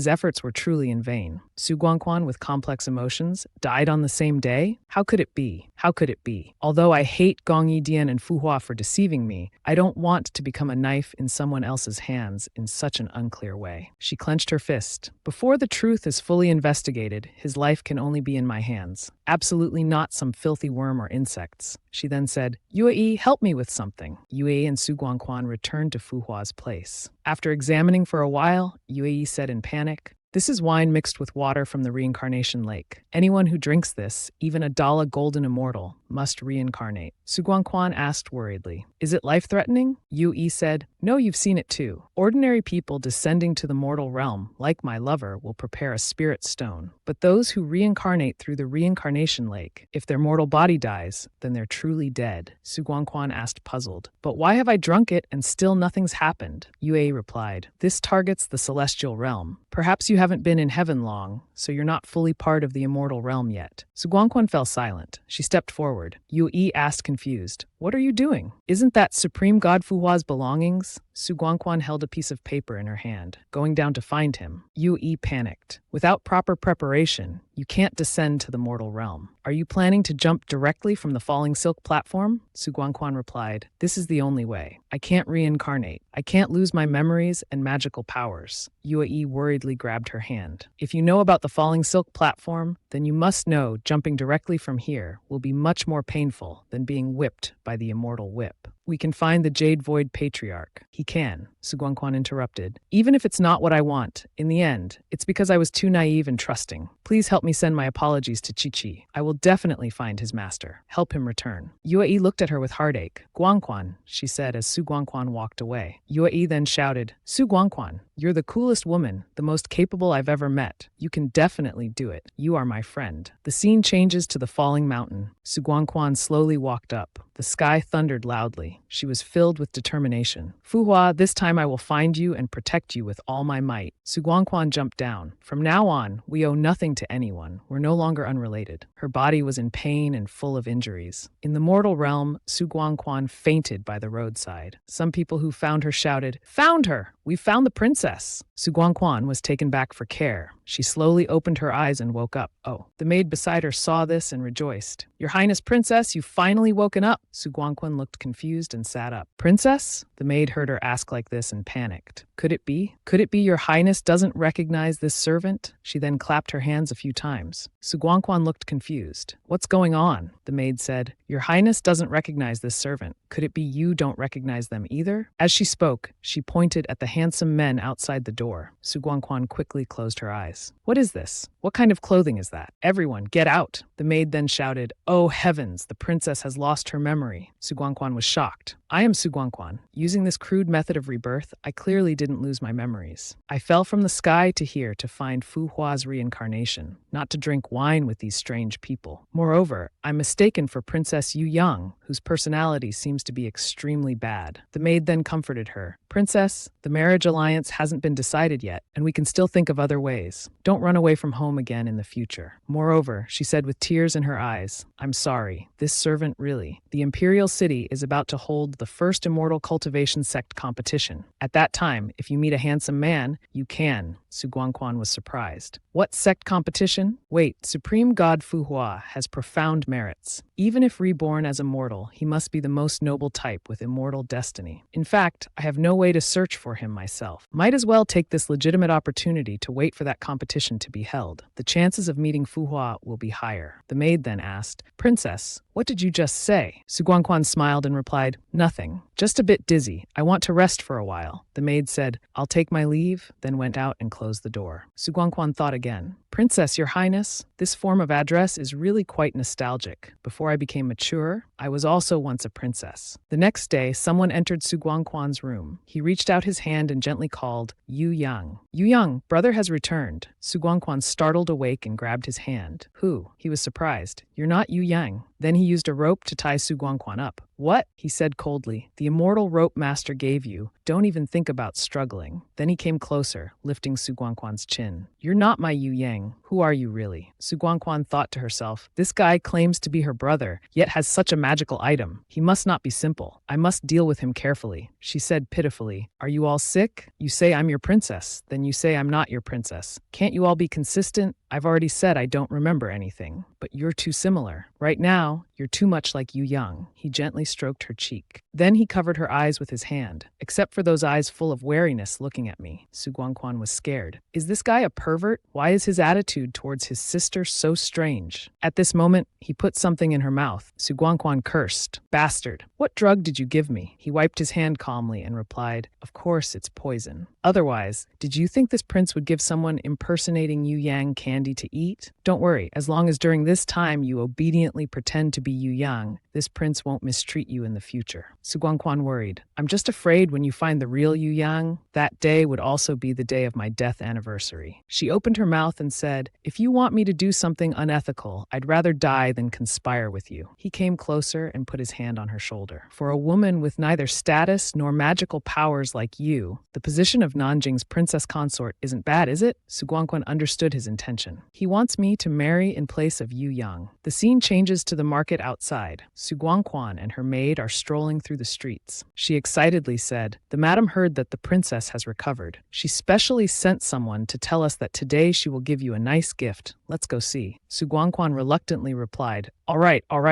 Her face was gloomy. That Su Qiuan, Yu Yang's brother, is indeed a pervert from head to toe. To prevent anyone from discovering that I'm an imposter, he forces me to have the same hobbies as Yu Yang. Who do I, Su Guangquan, think I am? How could I be? At this moment, what caught her eye was the huge bust of the beauty standing in front. Can they be that big? They look so soft. I'm envious. At this moment, the ring on her neck emitted light. Su Guangquan, startled, picked it up to look. Fu Hua's ring is glowing. Could it be that he's really here? Unexpectedly, I'm so lucky. If he's come to this auction, he should be up front, right? Thinking this, she ran inside. In front was a person with platinum blonde hair. It's him. Su Guangquan excitedly went over, calling, Fu Hua. That person turned around with a friendly smile. Su Guangquan was startled. His facial features in this life are too good. At this moment, a voice rang out across the hall. It's here. The high-class slave auction begins. Everyone exclaimed, How beautiful. Su Guangquan also looked. A handsome young man was trapped in a cage. Su Guangquan was shocked. Fu Hua? Su Guangquan couldn't believe what she was seeing before her eyes. It's really him. He was once a high god in the celestial realm. Yet in this life, he's become a slave being sold. It's really... She burst out laughing. So he has come to this day too. Su Guangquan coughed lightly a few times, then pointed forward. I'll buy this one. Others immediately started clamoring. The auction hasn't even started yet, but I want him too. Yes,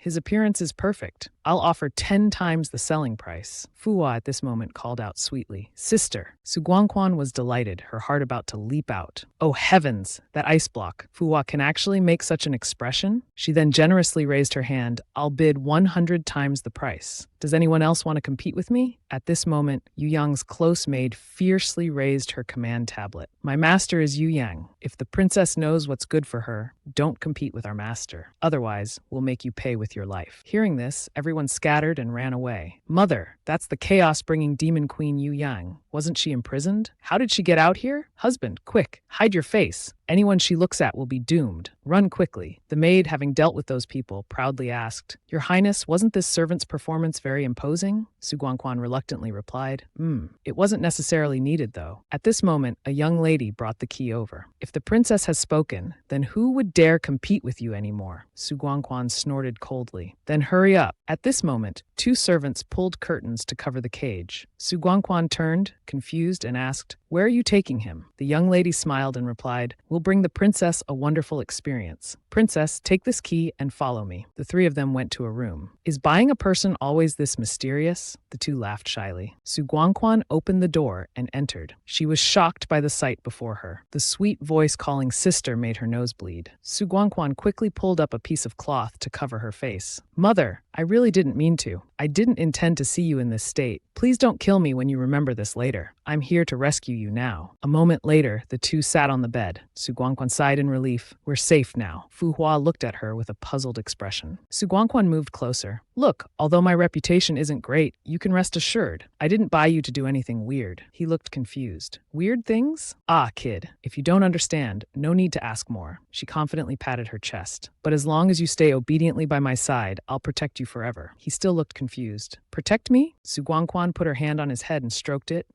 So, are you willing to come home with me?" In the imperial palace, Fu Hua was soaking in water. He looked up at the sky. "Who would have thought that one small mistake would bring me to the Western Xia Palace?" He gathered energy in his hand and clicked his tongue. Royal Brother's move was truly vicious. Luckily, thanks to that red-rooted woman, this is now a good opportunity to recuperate. But the title Yu Yang sounds somewhat familiar. At this moment, there was a sound of the door opening. Su Guangquan's breathing was rapid. "Hey, are you all right? You've been in there a long time. Do you need any help?" Fu Hua immediately lowered himself into the water. "Ah, I'm fine. I'll be right out." A moment later, Fu Hua shyly stepped out. Sister.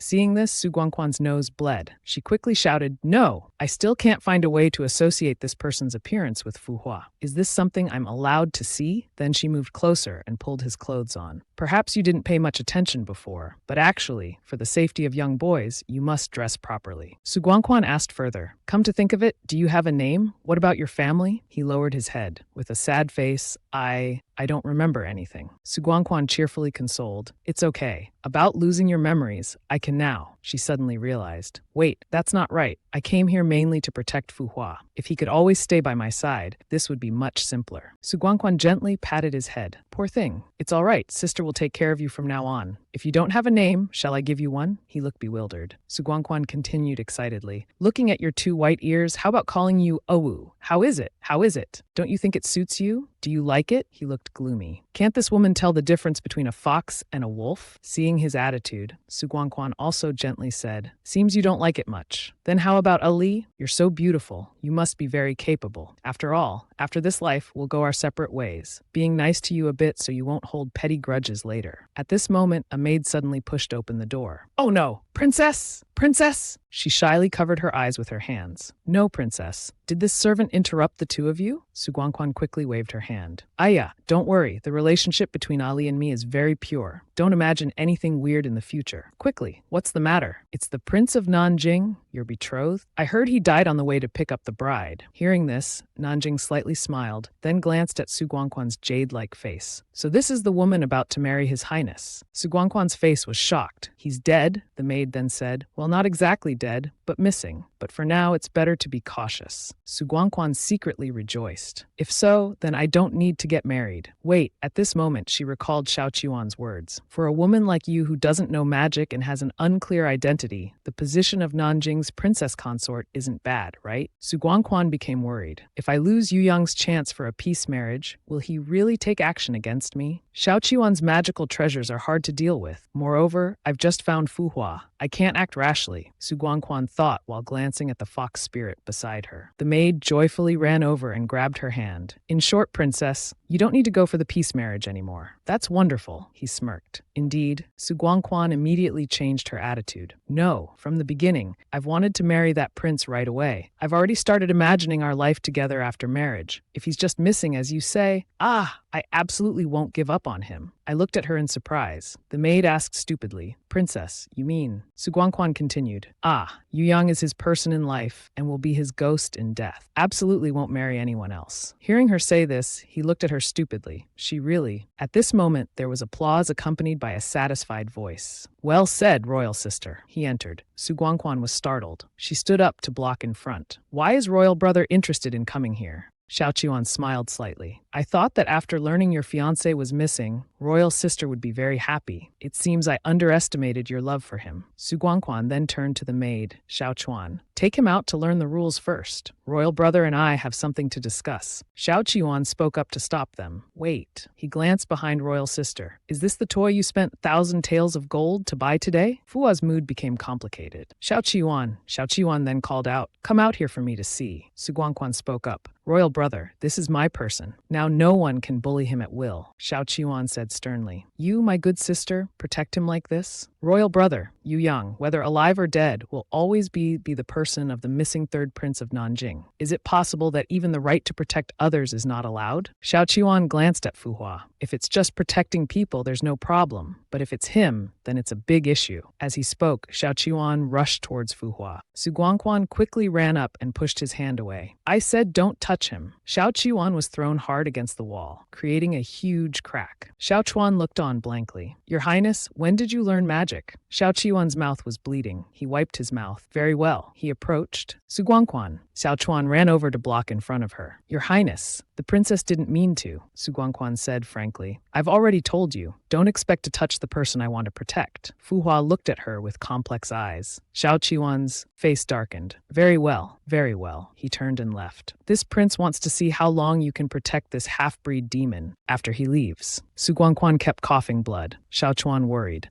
Your Highness! Fu Hua stepped forward and directly picked up Su Guangquan. She lay tired in his arms. It seems my power is limited when coming to the mortal world. Once used, there's a backlash. Everything Fu Hua taught me can't be used. Thinking this, she grasped Fu Hua's clothes. She smiled slightly and said, But don't worry, I will protect you. No matter what, I will protect you, Fu Hua. He looked at Su Guangquan's condition with a pained heart. The scene changes to outside the city. The atmosphere was lively and bustling. Immortals flew by on swords. Below, people became excited. Look, the one who just flew by on a sword is an immortal. Someone spoke up. You don't know? They're not considered immortals. They're just cultivators. Cultivators. Wait a while longer. When the cultivation conference begins, you'll understand. In a palanquin, Moshuan held a cup of tea, leisurely enjoying it. Just now, you felt it too, right? The aura of a true celestial being. Qingheng focused on reading a book. He said coldly, Moshuan, our common goal is only to kill Fu Hua. You're not allowed to touch anyone else. Moshuan replied carelessly, Oh my. Qingheng immortal, you calculate our mutual benefits so clearly, yet you still know how to beg others. Could it be for someone? Let me guess. Could it be that little disciple who jumped off Luoshan Tower for Fu Hua? But isn't Qingheng immortal using her to achieve your goal? She must hate you a lot now. Qingheng tapped his head. It's none of your business. The carriage arrived at the city gate. He's here. Qingheng lifted the curtain. In Xiao Qiuan's palace, he was concentrating on cultivation. His whole body was sweating in pain. Where did that woman's blood come from? How could it wound me? At this moment, a subordinate came to report. Your Highness, we have news of the princess. Isn't she still in the palace? Why suddenly? He paused. His mouth curled slightly. Oh, found my little sister who ran away for love with my man? Yes. At this moment, there was a voice from outside. Your Highness, Zhixiao Zhenren and others have arrived. Xiao Qiuan said, You withdraw first. This matter must be conducted in secret. We can't let Yu Yang in the palace know, although she has also brought me many surprises. Then he went with the palace maid to the hall to see his master. His senior sister spoke up.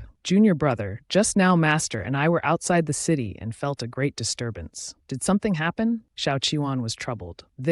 She approached him anxiously and asked, Who dares to hurt someone from Jade Void sect? Xiao Qiuan smiled. Just playing a little with Yu Yang, that's all. She said, Your sister doesn't have the talent for cultivation, right? I clearly remember that in your royal family, only you have the talent for cultivation. Xiao Qiuan thought to himself, perhaps the master can see through that woman's identity. He smiled and replied, Yu Yang left some time ago. Perhaps she encountered some opportunity. Hearing this, the old master became anxious. What opportunity could cause such a great disturbance? It might be an evil spirit entanglement. Let me take a look. In the princess's palace, Su Guangwen stared blankly at Jade Void Sect. Xiao Chuan excitedly said, "Yes, Jade Void Sect is a very powerful cultivation sect. Many people want to join it. This time, the immortal wants to meet you. Perhaps they want to take you as a disciple." Su Guangwen thought to herself, "I heard that when Jade Void Ancestor ascended years ago, he seemed to leave Jade Void Sect in the mortal world. Could this Jade Void Ancestor be the one who established Jade Void Sect and is Fu Hua's master? Then I am Fu Hua's disciple." Su Guangwen frantically counted on her fingers. Wouldn't that make me their grand disciple? Thinking of this, she became excited and pulled Xiao Chuan along. "Let's go wait for them outside. I'll go call Fu Ali." At night in Fu Hua's room, reincarnated as Ali, he was intently reading a book when suddenly two familiar figures appeared. Mo Xuan smiled with pleasure. Found it. Fu Hua was still focused on reading the documents. "The arrangements in Nanjing are settled for now. They won't expect that currently I'm in the Northwest Imperial Palace. All counties are developing well. Why do I still feel uneasy?" Qing Heng then asked Mo Xuan, "Do you know what Fu Hua's identity is here?" Mo Xuan said with interest. "Huh? Tell me, the princess's male concubine?" Hearing this, he was stunned, then burst out laughing. "The high and mighty Fu Hua has fallen to such a state. Qing Heng, we've already negotiated our deal." Mo Xuan's eyes turned cold. "His life must be taken by me." Mo Xuan began to attack Fu Hua. "The moment you took her life, I swore I would avenge her." Fu Hua now also sensed something. At this moment, Su Guangwen opened the door and entered. Fu Hua, Mo Xuan had already approached him. Su Guangwen, worried, rushed forward shouting, "Stop!" Qing Heng, seeing her, also became flustered. Mo Xuan was distracted. Su Guangwen rushed to block. A palm strike for Fu Hua. Mo Xuan was hit by the backlash and coughed up blood. He looked at Su Guangwen with a pained heart. Her face was covered in blood, but she still comforted Fu Hua. "Don't be afraid." Mo Xuan approached, reaching out to grab the princess. Fu Hua pulled her into his arms and angrily shouted, "Don't touch her!" A great power spread around. A white energy shot straight into the sky. Everything around shattered. Everyone from Jade Void Sect was frightened, pale-faced. Qing Heng and Mo Xuan were stunned. Qing Heng reached out to catch a hare floating in the air. Nine-tailed fox spirit. At this moment, a loud noise. Someone was coming from outside. Mo Xuan was still immersed in emotion. "Princess, why?" Qing Heng pulled his hand to leave, then used magic to depart. At this time, the Jade Void Sect people burst in, but the room was already empty. No one was there. Xiao Qiuan had a complex expression. "If I remember correctly, this is the room of the half-demon that woman bought." A shout attracted the attention of the three people. Xiao Chuan worriedly said, "Your Highness, the princess said someone had business with a lay. Now the princess is nowhere to be seen." Xiao Qiuan worried, "This is troublesome. We still haven't found the Jade Yang slave. I'm still useful." Thinking, he then ordered, "Relay this prince's command. Someone has entered the palace to steal treasures. Publish a portrait of the man the princess brought back. Search the entire country." Xiao Chuan immediately said, "Your Highness, a lay won't harm the princess. It certainly wasn't him." Xiao Qiuan, displeased, said, "So we should announce to the world that the princess is missing? Do you want the common people to point fingers at how to treat her in the future?" Xiao Chuan worried but had to accept. "Yes, this servant understands." The old master then turned and said, "Qiuan, come with me for a moment." "Yes." The two left. Xiao Chuan was sad. "Princess, where are you now?" On Fu Hua's side, he took Su Guangwen to the mountain they just teleported to. His body couldn't withstand it, and he coughed up blood. Fu Hua carried Su Guangwen into a cave and laid her down. He was about to turn away when he heard her say, deliriously, "Don't go, don't go." He gently stroked her cheek. "Why are you treating me so well, miss?" Su Guangwen was still delirious. Her eyes welled up with tears. Don't. Fu Hua, heartbroken, held her in his arms. "What are you saying?" Like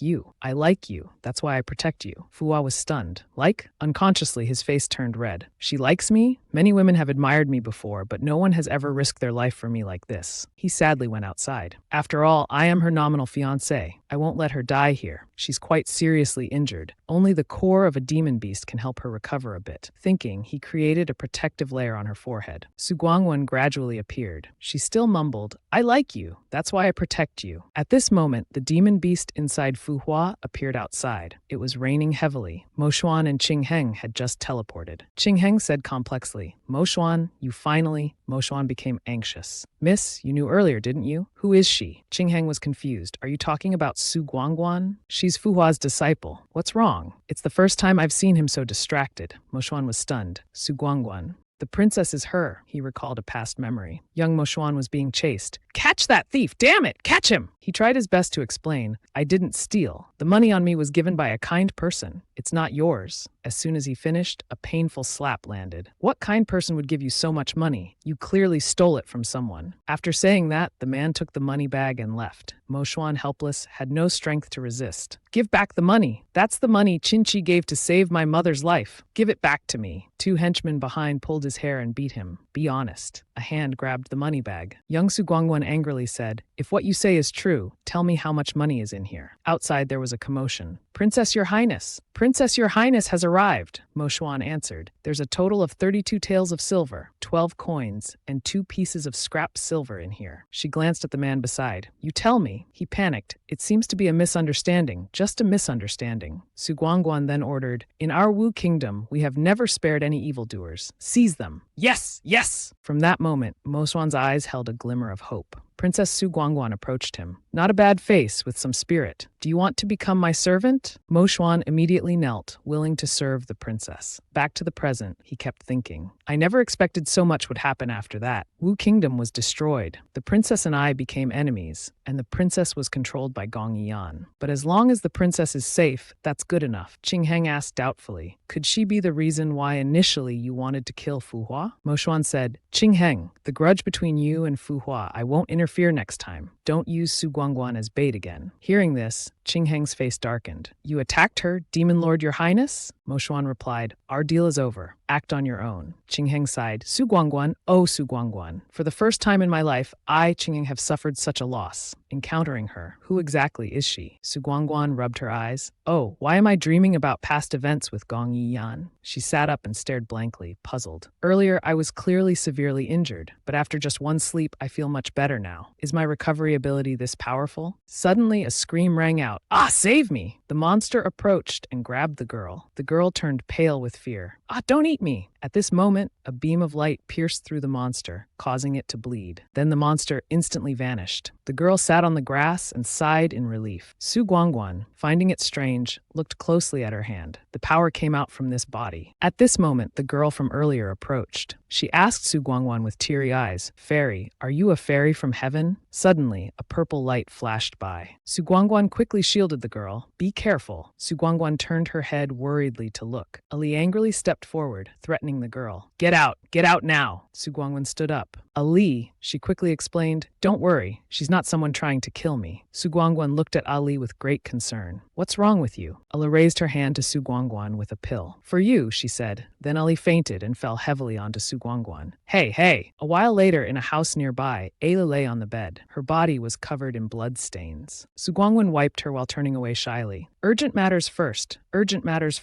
Old man, please don't blame me. Alay was sleeping but sweating, repeatedly calling, Mother, mother! Ali grabbed Su Guangguan's hand. Ah! Suddenly, the girl from earlier happily entered the door with steamed buns. Sister Guangguan, I've prepared some steamed buns. Su Guangguan was lying on Ale, and she panicked. The girl covered her mouth and quickly left. I didn't mean to intrude. You two carry on. Yutuke Guangguan's face changed color as she said, Wait, it's not what you think. The girl peeked in with interest. But Sister Guangguan, your husband isn't feeling well. You two should be careful. Su Guangguan helplessly bit her own hand. What's in the minds of young people these days? She didn't know, then she punched the girl's head hard. The girl cried in fear. Sister Guangguan is so fierce. Boo-hoo. All right, he's not my husband. I won't do it again. Su Guangguan ate melon while reminding her, if he finds out, you'll surely die. The girl suddenly looked happy. But that's great. Su Guangguan asked in confusion. What's so great? The girl happily replied, Today, when Brother Alay came to the village, many sisters were secretly asking about him. I thought you and he were a couple, so I rejected them. If that's not the case, I can help the sisters plan for their happiness. Su Guangguan held back. Maybe. But the girl enthusiastically asked Su Guangguan, Guangguan, do you know what type of girl Brother Ayla likes? Sweet or cold? Single eyelid or double eyelid? Su Guangguan helplessly said, This. She blanked out, thinking of the images of Fu Hua and Qing Luo. Probably, she lowered her eyes, someone both cold and capable. At this moment, there was a loud noise. Su Guangguan and the girl were startled as Aili walked in. Sister, am I not yours? Don't you want me anymore? Su Guangguan was confused. Sister, am I not yours? Don't you want me anymore? Hearing this, the young girl looked understanding. So he's not your husband after all. Su Guangguan angrily gave the other two bumps on their heads. The two cried and knelt down to apologize. Su Guangwen said angrily, "Just stay there and repent. Children should act like children." At this moment, there was a sound outside. Su Guangguan turned her head towards the sound of horse hooves. She then pulled Fu Hua's hand. The young girl looked confused. "Sister Guangguan?" Su Guangguan directly pulled Fu Hua and ran inside. Outside, a group of people stopped and asked the little girl if Jiu Mountain was ahead. Inside, Su Guangguan tried to press her ear close to listen. Seeing this, Fu Hua called out, "Sister." She quickly covered his mouth. "Shh! Could it be the people who attacked A Lei earlier chasing them here?" Looking like this, the two were pressed close together. Fu Hua looked at Su Guangguan. "My little fiancé is also very cute. It's just that unconsciously, he grabbed her hand and naturally licked it." Su Guangguan reacted, what are you licking?" Fu Hua put on an innocent sweet face. Su Guangguan blushed shyly. Must restrain myself.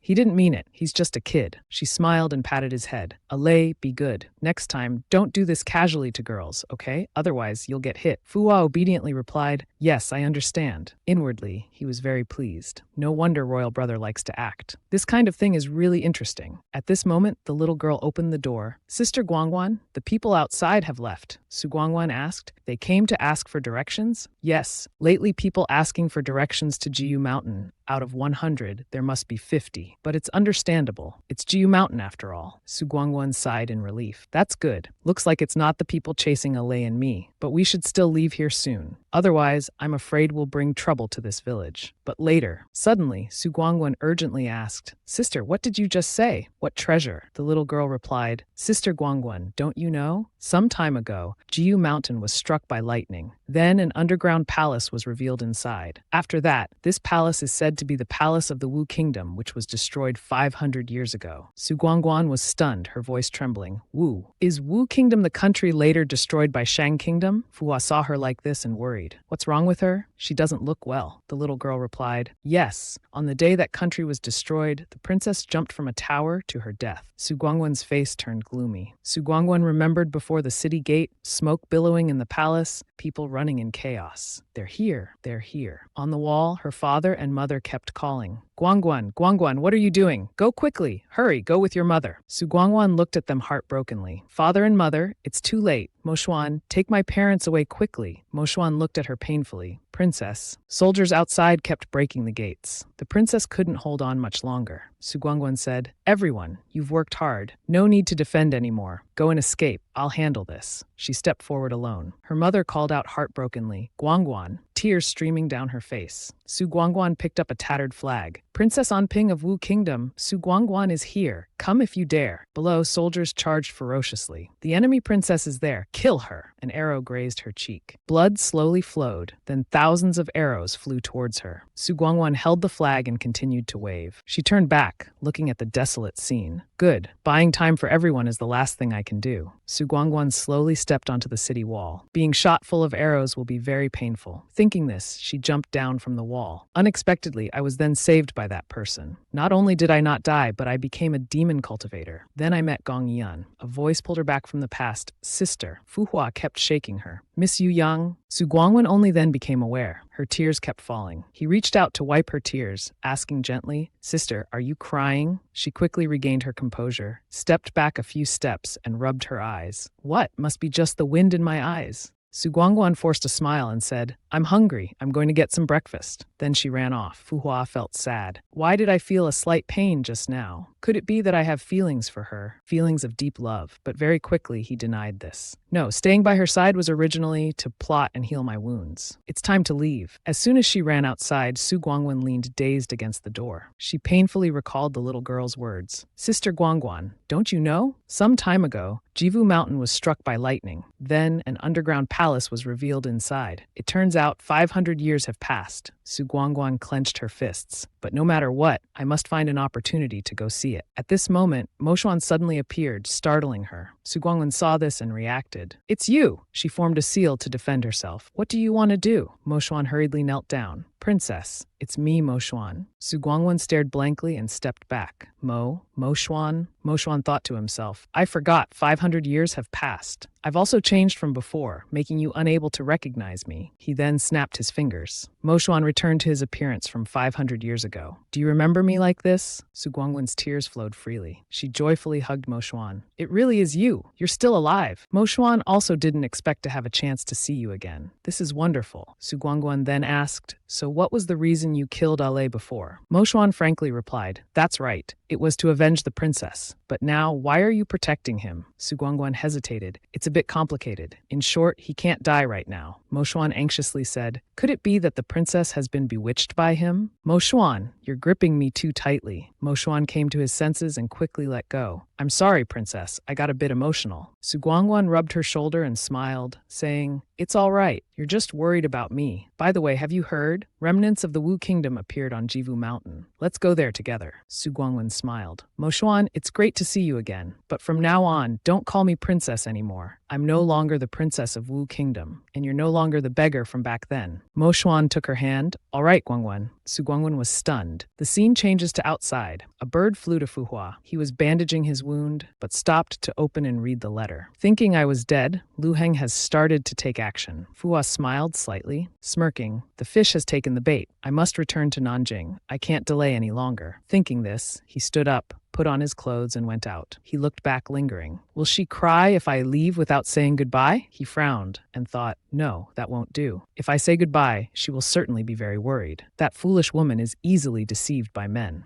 The young girl saw Fu Hua and asked, "Are you going out to find Sister Guangguan? But she wants you to stay here and rest well." He then turned back and asked, "Where did she go?" The young girl, with a gossipy expression, said, "I don't know. She just left with a very handsome man. Said she had to go out for a few days." Fu Hua felt like he was struck by lightning. "What?" Fu Hua immediately went to look for her handsome husband. This stupid woman. What kind of person could she meet outside the palace? Could she have been tricked by someone? The more he thought, the angrier he became. What a nuisance. Consider this repaying her for saving my life. Meanwhile, Su Guangguan was sitting on Mo Xuan's back. She pointed forward and said, "Perhaps Jivu Mountain is right there." Mo Xuan attentively asked if she was tired and if she needed water. "Right now, I suddenly feel like we've gone back to the beginning, when you first became my guard. But actually, I'm very capable now. You can put me down." Mo Xuan smiled. "No need. With me here, Guangguan doesn't need to do anything." Su Guangguan's hand gripped Mo Xuan's shoulder tightly, feeling strange. She blushed and leaned on his shoulder. Clearly, she told Mo Xuan not to call her princess anymore. But why did she feel that Mo Xuan's words just now had a deeper meaning? At this moment, a group rushed over. "Take this chance to capture them now." Su Guangguan was confused. It was Team 5 asking for directions. They also wanted to go to Jivu Mountain before. Mo Xuan's face darkened. "Disturbing me," and Guangguan reminiscing about the past. "Do you want to die?" He then waved his hand lightly. A stream of black energy shot out, terrifying those men. Su Guangguan grabbed Mo Xuan's hand. "Mo Xuan, they don't deserve to die." Those men trembled, begging, "Spare our lives, hero! Don't kill us! We'll tell you all the secrets of Jivu Mountain." Su Guangguan was still holding his hand tightly. Mo Xuan then withdrew his hand. She jumped down from his back. Mo Xuan said, "I'm sorry, I was a bit heavy-handed. I scared Guangguan. I'll handle this." Su Guangguan said worriedly, "Mo Xuan, you didn't kill people recklessly before. What happened in these years?" Mo Xuan anxiously explained, "Guangguan, I can explain. Just now I was too worried about your safety, so I acted a bit harshly. I haven't changed. I'm still your Mo Xuan." Su Guangguan touched his face. "I believe you. To help me get revenge, to be able to confront Fu Hua, you must have paid a great price. You're such a fool." She hugged him. "Mo Xuan, you're the only family I have left in this world. I'm back now. From now on, we'll face everything together." Mo Xuan was surprised. "Family?" He smiled and hugged her. "All right, let's be family for now." Just then, a voice thick with jealousy said, "What are you two doing?" Su Guangguan was startled. This voice, she flustered. "Wait, let go." Mo Xuan said, "Wait, Guangguan, just now, forcibly ending the spell caused my blood to fluctuate a bit." Hearing this, she reluctantly agreed. "All right, fine." Fu Hua angrily clenched his fist. This woman didn't move at all. He gritted his teeth and shouted, "Yu Yang, what are you doing?" Mo Xuan smugly replied, "Hugging, of course." "My friend, you're interrupting us." Fu Hua angrily rushed to attack. "You want to die!" Mo Xuan immediately hugged Su Guangguan to dodge. She looked at Fu Hua worriedly. "Ali, stop fighting!" Mo Xuan recalled the past with some heartache. Fu Hua looked at Mo Xuan in disbelief. "You're the one who wanted to kill me before." He pointed at the two in disbelief. "Sister, you and him are on the same side?" Su Guangguan hurriedly said, "It was all a misunderstanding. Just a misunderstanding." She turned to Mo Xuan.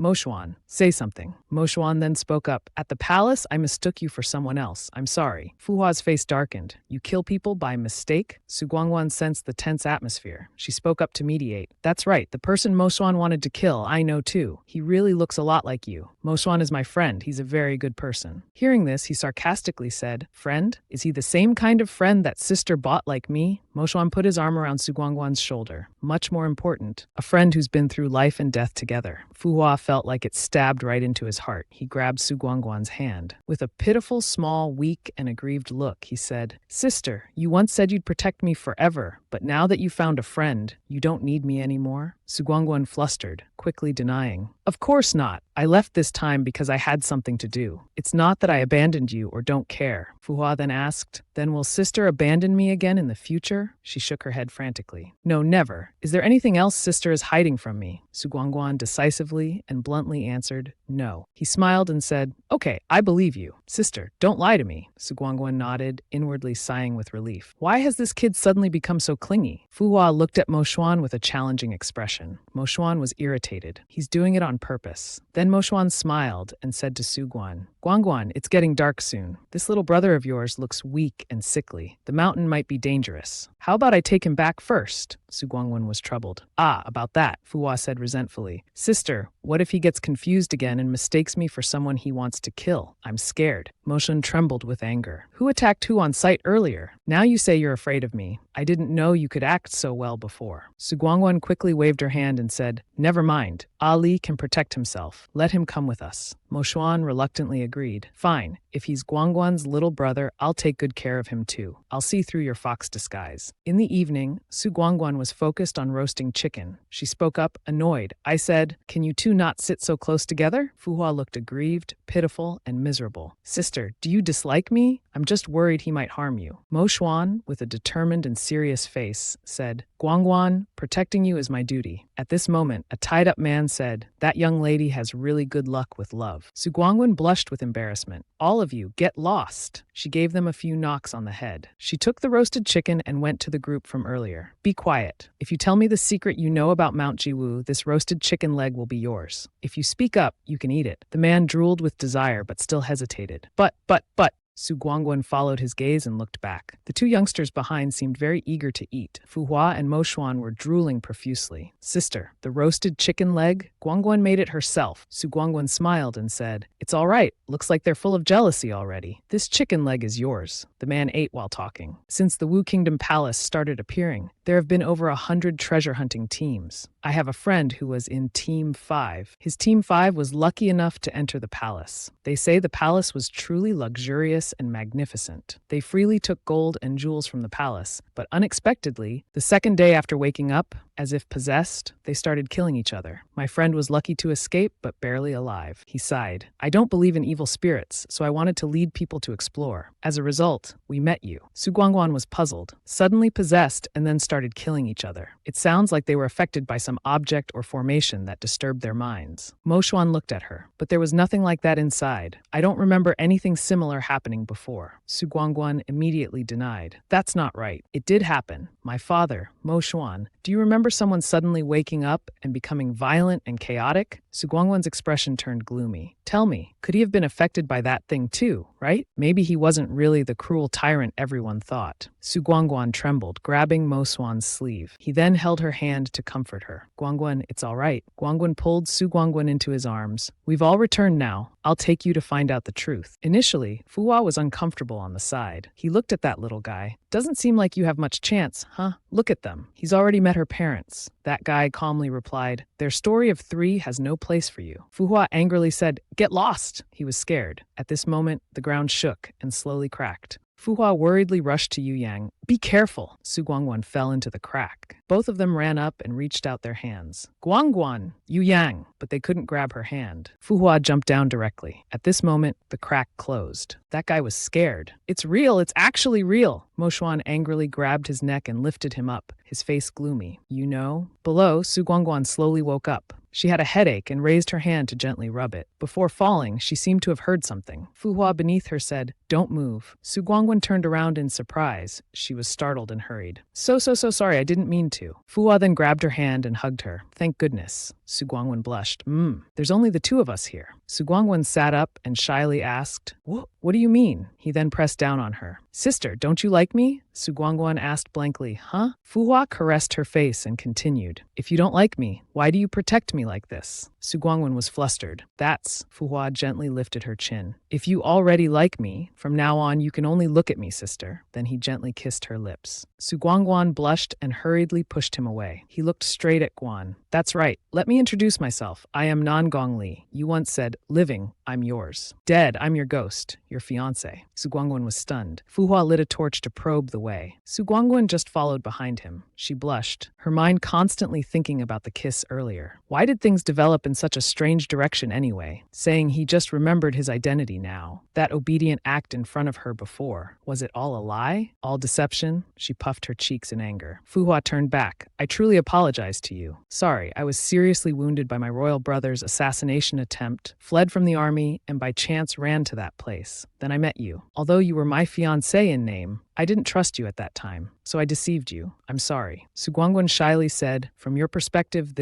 you're fine. I can't blame you. Fu Hua moved closer to her. You're not asking why I trusted you later? Su Guangguan turned away. Why? He gently patted her head. Yu Yang, you were the first to protect me like that. Not because of my identity, but just for me. I was very happy. Su Guangguan's heart ached, but I protected you because. Then the two continued their journey. Fu Hua went ahead. There's a door here. He turned back to look at her and saw her gloomy face. So he asked, what's wrong? Su Guangguan looked up and said, actually, I now have an arm reaching out. Su Guangguan screamed, watch out! From behind, a mutant rushed out to attack, but Fu Hua nimbly avoided it. Su Guangguan launched an attack. Disappear! He then fell down. She approached and asked, Ali, how are you? Are you okay? It's nothing. Just looking at the clothes on these monsters, they seem similar to those thieves up there. Those thieves over there. Those thieves must be hiding something from us. Su Guangguan looked at the door. What exactly happened? We'll find out when we go inside. After saying that, the two entered. Su Guangguan was shocked. This is the underground palace of Wu Kingdom's palace. This underground palace connects with the palace above, originally to escape from outside invaders. Following this direction, we should be able to get outside the palace. At this moment, Fu Hua called her, Yu Yang. Su Guangguan froze. Why are you so familiar with this place? You're hiding something from me, aren't you? Su Guangguan worried. Oh no, I carelessly revealed everything I know, completely forgot my current identity. Su Guangguan tried to avoid. Fu Hua approached, pressing her against the wall. Having the power to kill monsters in one strike, and knowing like the back of your hand the Wu Kingdom palace that's long been in ruins. While Yu Yang is just an ordinary princess. Who exactly are you? Su Guangguan cried inwardly. Should I say he's indeed the reincarnation of Fu Hua? So quickly he's uncovered all my background. Su Guangguan hesitantly opened her mouth. Actually, this is also something from before that I meant to tell you. You're right, I'm not the real Yu Yang. Your real fiancé ran away. I was just forced to take her place.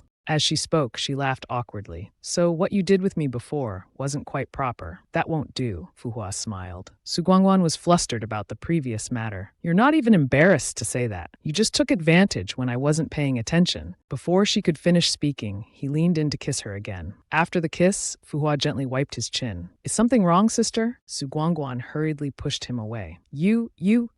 I already told you I'm not Yu Yang. I'm not your fiancé, you scoundrel. He gently tugged at her hair. But I like you. If you're not Yu Yang, then I'll just make you my fiancé instead. Fu Hua leaned close to Su Guangguan's ear. So, sister, are you jealous of Yu Yang? Then he kissed her lightly. Don't worry, I only do this with you. Su Guangguan blushed and stepped back, stammering. Stop saying such misleading things, and don't call me sister anymore. He feigned innocence. Misleading things? If you mean wanting to sleep with you, I've wanted to do that since I started liking you. Su Guangguan felt dizzy hearing this. Help! What kind of human demon is this? Someone come and subdue him. At this moment, another monster attacked. When Su Guangguan came to her senses, Fu Hua was dealing with it. Blood splattered quickly. He calmly turned back and asked, Are you awake? Su Guangguan was confused. Why did I faint? Why are there so many monsters here? Fu Hua retracted his claws and wiped his hands. You have old wounds, yet you dare use your power without restraint. Not afraid of dying? Su Guangguan pondered. Is it the wound from jumping off Laxian Terrace? Fu Hua then ran over and grabbed her hand. Monster corpses will attract new monsters. We can't stay here long. Let's go. Su Guangguan looked at the new group approaching. Wait, the direction these zombies are coming from. Su Guangguan remembered, but was surprised. The second day after waking up, Everyone seemed possessed and started killing each other. If I remember correctly, that direction is where that person lives. She recalled the emperor not letting her get close. Get lost. Dare to obstruct me. Be careful, I'll kill you too. Su Guangguan pulled her hand away from Fu Hua. If I'm not mistaken, she turned back and moved towards the rear. Could it be that he had been plotting since then? Su Guangguan approached the monsters. Seeing this, Fu Hua quickly tried to stop her. What are you doing? Do you have a death wish? Su Guangguan was determined. I have my reasons. I must go there. Fu Hua was silent for a moment, then said, Fine, I'll go with you. A monster was dealt with. The two opened the door and went inside. Su Guangguan was shocked to see the pile of gold before her. Fu Hua's expression was grim. This place is very strange. Su Guangguan crouched down to examine the huosin grass extract. It can bewitch the mind. Too much leads to madness. She trembled as she wiped some. Ale, I don't understand. Why would someone go to such lengths to turn a country's king into a tyrant? Seeing this, he ran to hug her. What's wrong? Su Guangguan was heartbroken. Ale, I don't understand. For legitimacy to seize power or to take revenge on that king? Then she shook her head. He doesn't need power. He also didn't act against that king later. Fu Hua then said, if you can't figure it out, you can think backwards from the result to see what he ultimately gained from this. Su Guangguan clutched her chest. What did Thu Thu gain? She recalled when she first woke up, stammering to ask him. You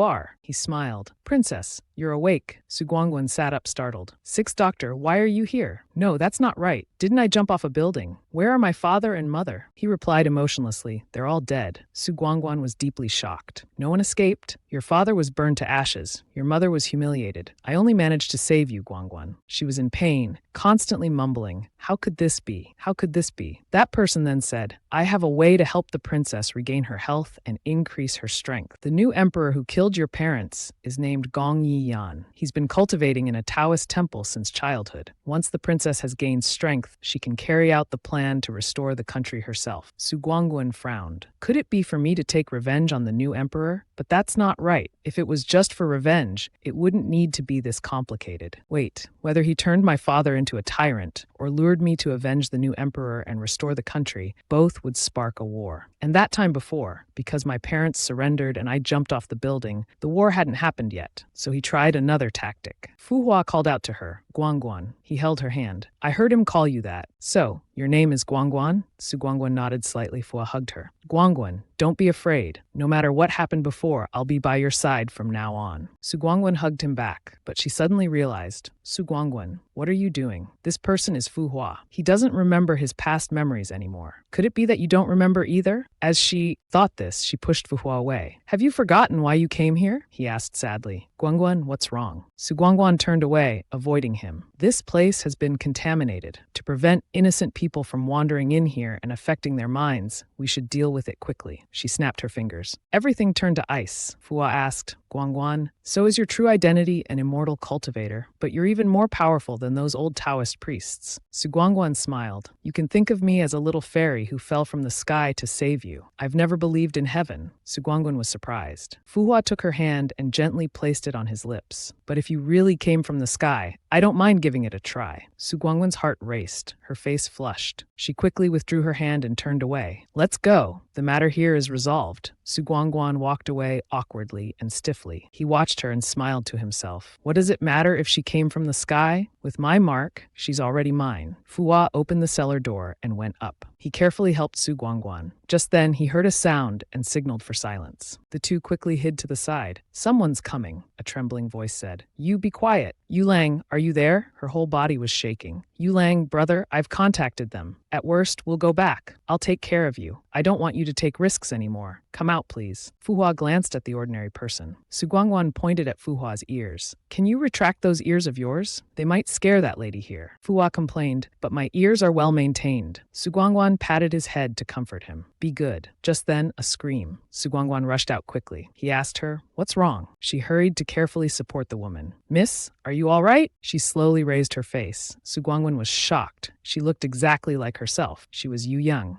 After hearing the story, Yu Yang couldn't believe it. What did you say? Su Guangguan replied. I said if he had come to this palace, he's probably dead already. Yu Yang stood up abruptly. I don't believe it. You're lying to me. She pointed at Su Guangguan. You were sent by him, weren't you? You want me to give up hope and then take me back to the imperial palace, huh? Fuhua stood up, shielding Su Guangguan. Shut up. She looked at him in surprise. Then he turned away, saying, There's no point talking to her. We don't owe her anything. Let her investigate on her own. Yu Yang was stunned, her whole body trembling. Wait, she bowed. I was wrong just now. Please tell me the whole truth. Then they found the body and cremated it. Yu Yang took out a sachet. This is what I gave him before he left. The embroidery was awful. He didn't complain. He wore it right away. Mount Ji was very dangerous, but we had no money. He wanted me to have a good life, so he came here with others. He used to be a palace guard, very skilled in martial arts, but Yu Yang knelt down, wailing. Is it wrong to just want to be with the one I love? Is it wrong that I don't want to marry a stranger? Why is heaven punishing me like this? Su Guangguan said sadly, but you're not just yourself. You're a princess worshipped by thousands. You can act on a whim, but a princess cannot. Hearing this, Yu Yang was stunned. She stood up and laughed coldly. So you really are sent by my brother. You're here to persuade me to go back and get married? The Prince of Nanjing has been missing for a long time. I'm afraid his body has already rotted. Su Guangguan was speechless. The Prince of Nanjing is standing right in front of you. Su Guangguan said helplessly, We really just met you by chance. We can pretend we never met after this. If you want to go somewhere, just go. Yu Yang asked cautiously. Really? Really? Hearing this, she immediately ran away. No matter what, I can't go back. That person is a pervert. Yu Yang ran a distance away and looked back. It seemed no one was following. That's good. At this moment, a woman saw Yu Yang return and said, Sister Yang, didn't you go to look for your Yulong? Why are you back alone? Yu Yang grabbed her hand and said, It's a long story. Oh right, Aunt Hu, have there been any strangers in the village lately? No, could it be you have more relatives coming? What relatives? Yu Yang suddenly froze. Aunt Hu said, Wasn't that person before your relative? I saw him going around asking about you. Then he contacted your Yulong, saying something about taking him to Mount Yuji to make money. Yu Yang was stunned upon hearing this. The words kept echoing in her mind. Then he contacted your Yulong, saying something about taking him to Mount Yuji to make money. First, someone came looking for her, then used the excuse of making money to lure Yulong to Mount Yuji. Her hands trembled. It was all a plot, a trap.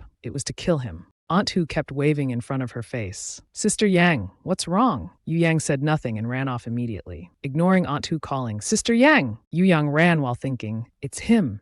It must be him. He wants me to return to the palace. He's punishing me for running away. At this moment, she tripped on a stone and fell. Yu Yang lay on the ground crying, blaming herself for harming Yulong, but she had no strength to avenge him. With just my own power, I can't touch Xiao Qiuan. Wait, I'm not alone. Yu Yang stood up abruptly, revealing an evil smile. The Prince of Nanjing, I have him, my fiancé. She felt something beside her hand. Wait, what's this? Yu Yang opened it to look. On it, wasn't it the man she met by chance earlier? Wanted criminal for stealing imperial treasures. Reward for capturing the suspect. Yu Yang looked at it thoughtfully. A woman who looks exactly like me, and a man who stole imperial treasures. Could it be that woman is the one Xiao Qiuan found to impersonate me? But she was taken by that man. Yu Yang tore up the wanted poster. Meanwhile, on Su Guangguan's side, Fuhua said, Guangguan, I have matters in Nanjing I must return to handle. Though you're not Yu Yang, would you come back to Nanjing with me? Su Guangguan was stunned. Go to Nanjing? That's right. At first I learned they wanted to assassinate me, so I used their own trick against them. In the shadows, I secretly caught their weaknesses. I just unexpectedly met you. Su Guangguan turned away, avoiding his gaze. Then your engagement to Yu Yang. He chuckled. Sister, are you worried about that? Then he moved closer and held her waist. Su Guangguan blushed. Hey, don't suddenly get handsy. Fuhua said seriously. I want to marry you. Su Guangguan worried. What should I do? It seems I have no way to refuse him. He moved closer to her. Guangguan, tell me your answer. As she hesitated, everything around suddenly froze. What's happening? Why did Alay suddenly stop? She repeatedly patted his face. Who's playing tricks here? DG suddenly appeared. Su Guangguan, I've found you. Su Guangguan turned around, startled. You're Su Guangguan? She asked in surprise. You're DG. DG glanced at Fuhua, then turned back with a slight smile. This was your purpose all along. Su Guangguan was confused. What do you mean? As she spoke, she drew her sword. You admired Fu Hua, but couldn't have him, so you deliberately arranged for Fu Hua to reincarnate to win his love. DG pointed her sword at Su Guangguan. Now you've been caught red-handed by this princess. Do you have anything to say? Su Guangguan explained. About Fu Hua being forced to reincarnate, it is indeed related to me. I have nothing to say about that, but my descent to the mortal world this time was to make up for my mistake. I had no other intentions. DG angrily shouted, sophistry! She lunged to stab Su Guangguan. At this moment, DG held back. Why didn't you dodge? Su Guangguan thought, I've said it already. Although I never wanted Fu Hua to reincarnate, Fu Hua was indeed harmed by me. You stabbing me for his sake is the right thing to do. I couldn't dodge this sword. DG then asked, weren't you afraid that this princess would have killed you just now? Su Guangguan shook her head. If your highness understood this matter, then I have already become a criminal in the heavenly realm. Your highness couldn't kill me. DG then withdrew her sword. You know yourself well. If you say you were harmed by others, then why did you descend to the mortal world yourself, and even come to his side? Su Guangguan remained silent. At this moment, Fu Hua's hand moved slightly. Su Guangguan lowered her head. Of course, it's to atone for my sins and protect him. DG sheathed her sword. This princess will believe what you said today for now. She took out the spirit jade. Your mission is over. DG approached Fu Hua. Su Guangguan was surprised. The spirit jade, that's right. This reincarnation was unexpected for Supreme God Fu Hua. This princess will take him back to the heavenly realm. As she spoke, she cast a spell. Su Guangguan felt a bit sad. Atoning for my sins is almost complete. But why does my heart ache so much? Alei called me sister. Alei was devoted to me, even jealous for me. Nangong Lei wanted to marry me. Will all of this cease to exist? Thinking of this, her heart felt heavy. No, it can't be. Su Guangguan shouted, stop. She rushed forward, but DG, injured, retreated. What's happening? A light chuckle. His face darkened as he awoke. So that's how it is. Qingluo's eyes welled up with tears. She quickly wiped away the blood from his mouth. You were able to break free. Qingluo said resolutely, if you know everything now, you should know that your true self is the Supreme God Fu Hua of the heavenly realm. Qingluo came here to invite Supreme God Fu Hua back. At this moment, Fu Hua approached her. Then Fu Hua grabbed Qingluo by the throat. Qingluo was shocked, choking. Su Guangguan was stunned. Alei, stop! You can't kill her! Fu Hua frowned, glancing at Su Guangguan. She just tried to kill you. Qingluo, in pain, couldn't speak. Su Guangguan grabbed Fu Hua's hand, pleading, let her go quickly. She had reasons for stabbing and wounding me. But if you kill her, then you. Fu Hua immediately released Qingluo, who fell to the ground. Thud. Fu Hua pressed close, frowning as he spoke to Su Guangguan. Then what will happen to me? Then I'll commit a great sin, forever unable to become your supreme god. Fu Hua, is that it? Su Guangguan shrank back, answering, no, that's not it. Fu Hua then asked, you're afraid of me now, aren't you? Su Guangguan panicked. She touched Fu Hua's robe. Alei, calm down. There's a lot I can explain. But Fu Hua was dejected. Explain what? Explain that you approached me not because of some supreme god or something? Su Guangguan stammered. Ah, Fu Hua angrily said, I understand now why you could risk your life for me, yet never agree to my confession of love. Then Fu Hua pushed Su Guangguan's hand away from him, because the person in your eyes was never me from the beginning. At this moment, it suddenly started to rain. Fu Hua and Su Guangguan sadly lowered their heads. Fu Hua said, Sister, you're so cruel. Su Guangguan dejectedly apologized. I'm sorry. Suddenly, Fu Hua pointed at her forehead. Su Guangguan was startled. Oh no, she thought, then fell down. Fu Hua immediately caught Su Guangguan. But sister, you provoked me first. This isn't fair. Scene changed to the residence of the great prince of the grasslands, Nan Gongwei. Beside him were two beautiful girls serving him. Nan Gongwei gloated. Our groom is nowhere to be seen. The princess of the Western Kingdom is also said to be missing. Perhaps it's heaven's will that this marriage not succeed. Jia Luheng clasped his hands and bowed, saying, to this day, we haven't found the young prince's body. The great prince cannot be careless. Nan Gongwei laughed gleefully. Ha ha ha, you all just like to suspect everything. Nan Gonglei, with his delicate appearance, is probably already dead out there. He gritted his teeth angrily and slammed his hand on the chair. It's just that father is unfair, insisting on having that brat marry the Western Kingdom's princess to give him more support. Ha! Luckily he had the fate to leave but not to return. At this moment, a soldier ran in, knelt down, and announced, Great Prince, the Western Kingdom's princess requests an audience in the room of the flat Great Prince of the Grasslands, Nan Gongwei. He sat with his legs crossed. Beside him were two girls serving him. Nan Gongwei asked smugly, "Are you Princess Yu Yang of the Western Kingdom?" Yu Yang stood there dumbfounded. Nan Gongwei smirked. "I heard you had gone missing," Yu Yang replied. "I was just framed by villains. I had no choice but to leave the palace." Nan Gongwei smiled, with beauties by his side. "Oh, so what brings the princess here?" Yu Yang frowned, thinking to herself, "Such outrageous bullying, daring to do such things in front of me." Yu Yang clenched her fists. To avenge Yu Lang, she had to endure. Yu Yang clasped her hands and bowed her head, saying, "Xiao Qiyuan conspired with outsiders to steal my identity. If the great prince agrees to help me drive away these villains, I am willing to help the prince get what he wants." Jia Luheng interjected, "What does the princess think the great prince's desire is?" Yu Yang said, "My fiancé is currently missing in the Western Kingdom, isn't he? If he wants to return, he will certainly come to seek help from me." Nan Gongwei clapped his hands in delight. "Ha ha, good. The princess is truly a heroic woman." After saying that, he immediately ordered, "Someone, bring the princess the painting of her fiancé. Let her identify him carefully." At this moment, a servant stepped forward to present the painting. "Princess, please take the painting." Yu Yang was invited. She opened it and was startled. This person is... After a while, Su Guangwen slowly opened her eyes. She sat up in astonishment. Su Guangwen looked around, bound in chains. At this moment, Fu Hua entered. "You're awake, sister." Su Guangwen, imprisoned, asked anxiously, "Alei, what are you doing?" Fu Hua knelt down. "Just taking care of my sister." Then he lifted Su Guangwen's chin. Fu Hua used a cloth to wipe Su Guangwen's face. Su Guangwen screamed in fear. "Ah!" She pushed Fu Hua away. "Don't touch me," Fu Hua asked worriedly. "Are you resisting my approach?" Su Guangwen backed away. "Isn't this very strange?" "Alei, don't be like this." Fu Hua pulled on the chain binding Su Guangwen's feet. Su Guangwen fearfully hugged the pole she was confined to. "Ah!" Fu Hua coldly said. "Is it strange because I'm like this now? Am I not the one in your heart?" Fu Hua grabbed Su Guangwen's wrists and ankles. Su Guangwen turned pale as he moved closer and asked, "Has that person ever touched you like this?" Then Fu Hua kissed her cheek. "Has that person ever kissed you like this?" Su Guangwen blushed. You bastard! Nan Gonglei, if you're so capable, don't drug me. Let's fight based on our skills." Fu Hua closed his eyes and said, "Ha, so it seems he never has." After saying that, he took Su Guangwen's hand. Then Fu Hua licked her hand. "Today, you will belong to me." Fu Hua embraced Su Guangwen and kissed her lips. Su Guangwen seemed displeased. "Mmph!"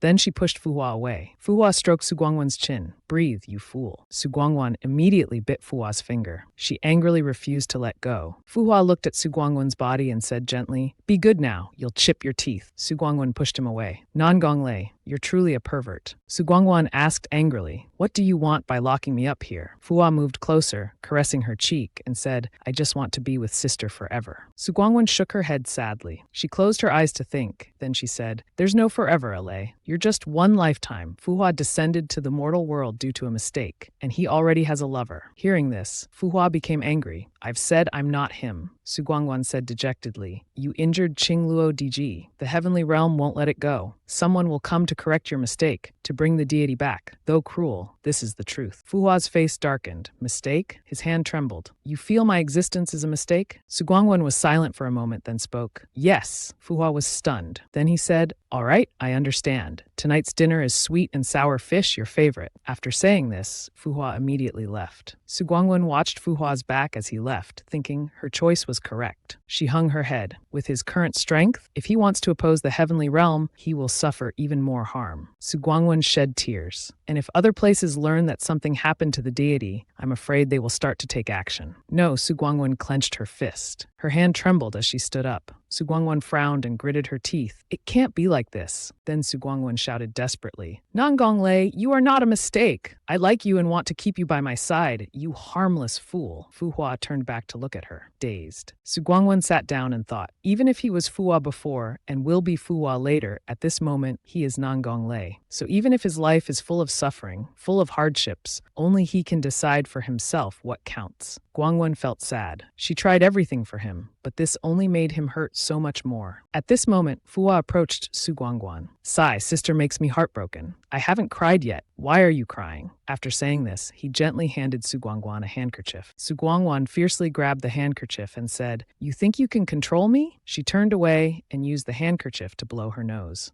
Then Su Guangwen suggested, Ali, if you want freedom, I will help you. Su Guangwen turned her back and leaned against Fu Hua. Ali, let's face this together. At this time in the meadow, Qing Luo was lying motionless. A subordinate approached. We found Qing Luo DG. In the meadow where DG Qing Luo was knocked unconscious, Yue took off her hat. I didn't expect that the first person I'd meet down here would be DG Qing Luo. Gongqi, try to smell where your master is. Gongqi moved closer. I can smell the master's scent here. They probably haven't gone far. Gongqi suddenly bristled with anger. I'm not your greatness, and I'm not really a dog. Yue stood beside him, smiling. Then Gongqi transformed into human form. He crossed his arms and said grumpily, Moreover, don't you have the treasure given by old Jade Void in your hand? Yue scratched her head and laughed happily. Haha, sorry, this isn't the most common sight in the human world. Walking a dog. Yue looked worried. What should we do about DG? We came down here for the mission given by the Jade Void Patriarch, but DG seems to have sneaked down to the human world. Then Yue helped Qing Luo up. DG Qing Luo, looking weak, suddenly coughed. Yue happily looked at Qing Luo. DG, your highness, you're awake. Qing Luo looked at Gongqi curiously. You're Gongqi, who's with the upper god? Qing Luo pushed away Yue's hand. If you've come down to the human world, it must be about upper god Fu Hua's matter. But now he's been bewitched by someone. I'm afraid he's at risk of falling into evil. Hearing this, Yue and Gongqi became panicked. Gongqi clasped his hands and stepped forward. To be honest, the Jade Void Patriarch also predicted that the upper god would face a great tribulation in the human world. That's why he sent us down here to help the upper god overcome it. Can DG tell us the name of the person who bewitched the upper god? Qing Luo said, It's the upper god's former disciple, Su Guangguan. Yue was stunned. She anxiously asked, Could there be some misunderstanding? How could it be Guangguan? This? Gongqi interrupted Yue. Shut up. His Highness spoke so clearly, he must have evidence. Gongqi pressed Qing Luo. Your Highness, do you have any plans for the future? DG Qing Luo coldly closed his eyes and replied, Of course, to correct the mistake and return everything to its original state. After saying this, Qing Luo spread his arms to cast a spell. Gongqi pondered anxiously. What are you really thinking? How could Guangguan possibly bewitch the upper god? It seems DG is preparing to capture them directly. Gongqi helplessly covered his eyes with his hand. No, that woman had indeed bewitched him before. DG Qing Luo was casting a spell. Suddenly, he opened his eyes wide. Something's wrong. Why can't I sense them? The purple pouch tightly bound Su Guangguan. She had just cast a spell on the pouch. She sighed and wiped her sweat. It's done. Su Guangguan took the pouch and handed it to Fu Hua. I've cast a spell on this fragrant pouch. For a short while, those from the celestial realm won't be able to find your whereabouts. Keep it with you and go. Su Guangguan suddenly felt dizzy. She fell down. Fu Hua quickly caught Su Guangguan. Guangguan! Su Guangguan smiled. It's all right. I'll be fine after some rest. Fu Hua immediately picked Su Guangguan up. Su Guangguan was surprised. Fu Hua said, Guangguan, you've agreed to be with me. I'm already very happy. Fu Hua leaned close to Su Guangguan's face. Leave everything else to me. Su Guangguan happily hugged Fu Hua. After a while, Fu Hua stepped out. Not enough power. My current strength is still insufficient. A female subordinate reported, Master, Nan Gongwei has led people into the city. Fu Hua anxiously stared at his right hand. Since ancient times, the emperors of the human world have had the breath of true dragons. As long as I become the ruler of the human world, even the celestial beings in heaven won't be able to interfere with my life. The wooden carriage stopped with a clatter. Nan Gongwei smiled, riding a horse beside the wooden carriage. He glanced at the curtain. We've entered the city, princess. Yu Yang lifted the curtain of the carriage. She thought worriedly. I never thought I'd return to this cage one day. Nan Gongwei entered the city triumphantly. Princess, don't forget our deal from that day. Yu Yang then said, If the person in the painting is Nan Gongli, then I met him not long ago. Coincidentally, he was with the servant who impersonated me. Nan Gongwei exclaimed gleefully, Oh, what a coincidence. Could it be that my little brother was also fooled by that impersonating servant? Yu Yang approached and handed something to Nan Gongwei. If Nan Gongli is him, then everything will be easy to resolve. I am Yu Yang, the one he likes. The one he willingly took out of the palace is naturally me. Nan Gongwei laughed. Good. As long as you can capture that little brother of mine, I'll deal with your elder brother for you. Yu Yang sat behind the curtain in the carriage, revealing part of her face. Of course, I won't forget. I have a way to lure them out. At this moment, Su Guangguan was sleeping. She felt uncomfortable hearing the discussions. Boom. Did you hear? Princess Yu Yang has returned. Yes, yes. It turns out that some time ago she was framed and went missing. Luckily, the Prince of Nanjing helped her. Su Guangguan sat up abruptly. She dazedly touched her forehead. What are you all talking about? At this time, a maid carrying a cup of tea entered. Miss, you're awake. The master said you've been thinking too much these days. He thought you'd sleep for 7 days. Unexpectedly, you woke up after just 5 days. Su Guangguan was shocked upon hearing this. I slept for 5 days? She took the cup of tea. You just said Princess Yu Yang has returned? The maid nodded. Yes, it said she was framed by someone close to her. His Majesty was furious when he heard about it. He ordered the execution of all the people in Princess Yu Yang's palace. The teacup fell to the ground and shattered with a crash. Su Guangguan panicked. What? She hurriedly got out of bed. Where is your master now? What day is the execution? The girl replied. The master went out to handle business. He probably won't be back for 3 days. As for the execution, it's at noon today. The girl helped Su Guangguan put on a cloak. Could it be that Miss Su wants to watch the execution? Su Guangguan silently recalled. Why? Why did Yu Yang return to the palace when she didn't want to? Why execute all the servants in Yu Yang's palace? She bit her lip, pondering. What exactly happened during the days I was asleep? Su Guangguan turned to the maid and said, Yes, I'm going out for a while. Scene changes to the Imperial City street. Qingluo, along with Tongqi and Yue were walking. People around who saw them avoided them. Suddenly, the three were stunned. Qingluo looked at the noisy crowd ahead. What's happening up there? Why are so many people gathered?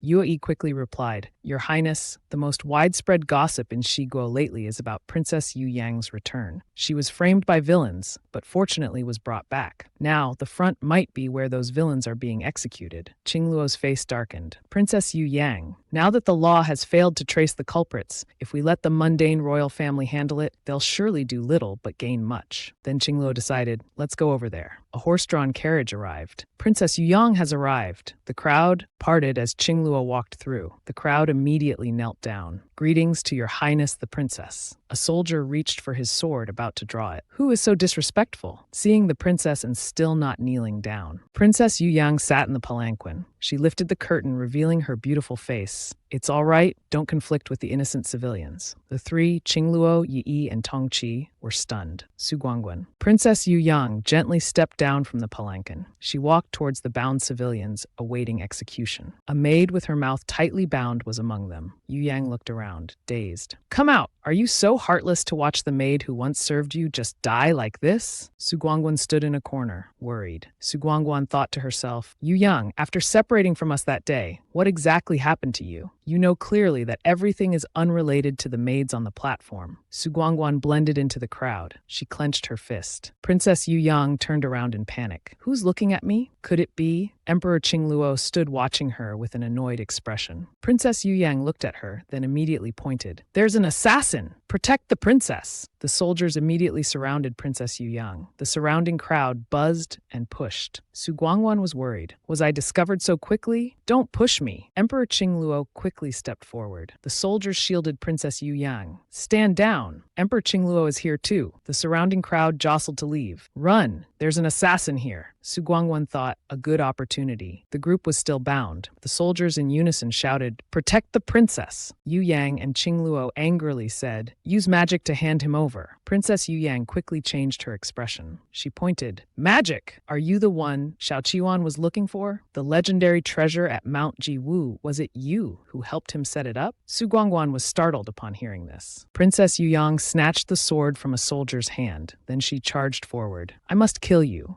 Emperor Qingluo used magic to counter the sword. Pretending to be crazy is useless. Su Guangguan, hand over the Fu Hua. Yu Yang princess replied, The person you're looking for is Su Guangguan. She turned to look at the bound people who had disappeared. Princess Yu Yang panicked. This is bad. At this moment, behind the straw house, Su Guangguan panted heavily. You who were bound, listen to my words carefully. Stay here for now. Don't leave the city. There's a barrier I've set up here. Ordinary people won't be able to find you. The maid approached and held Su Guangguan's hand.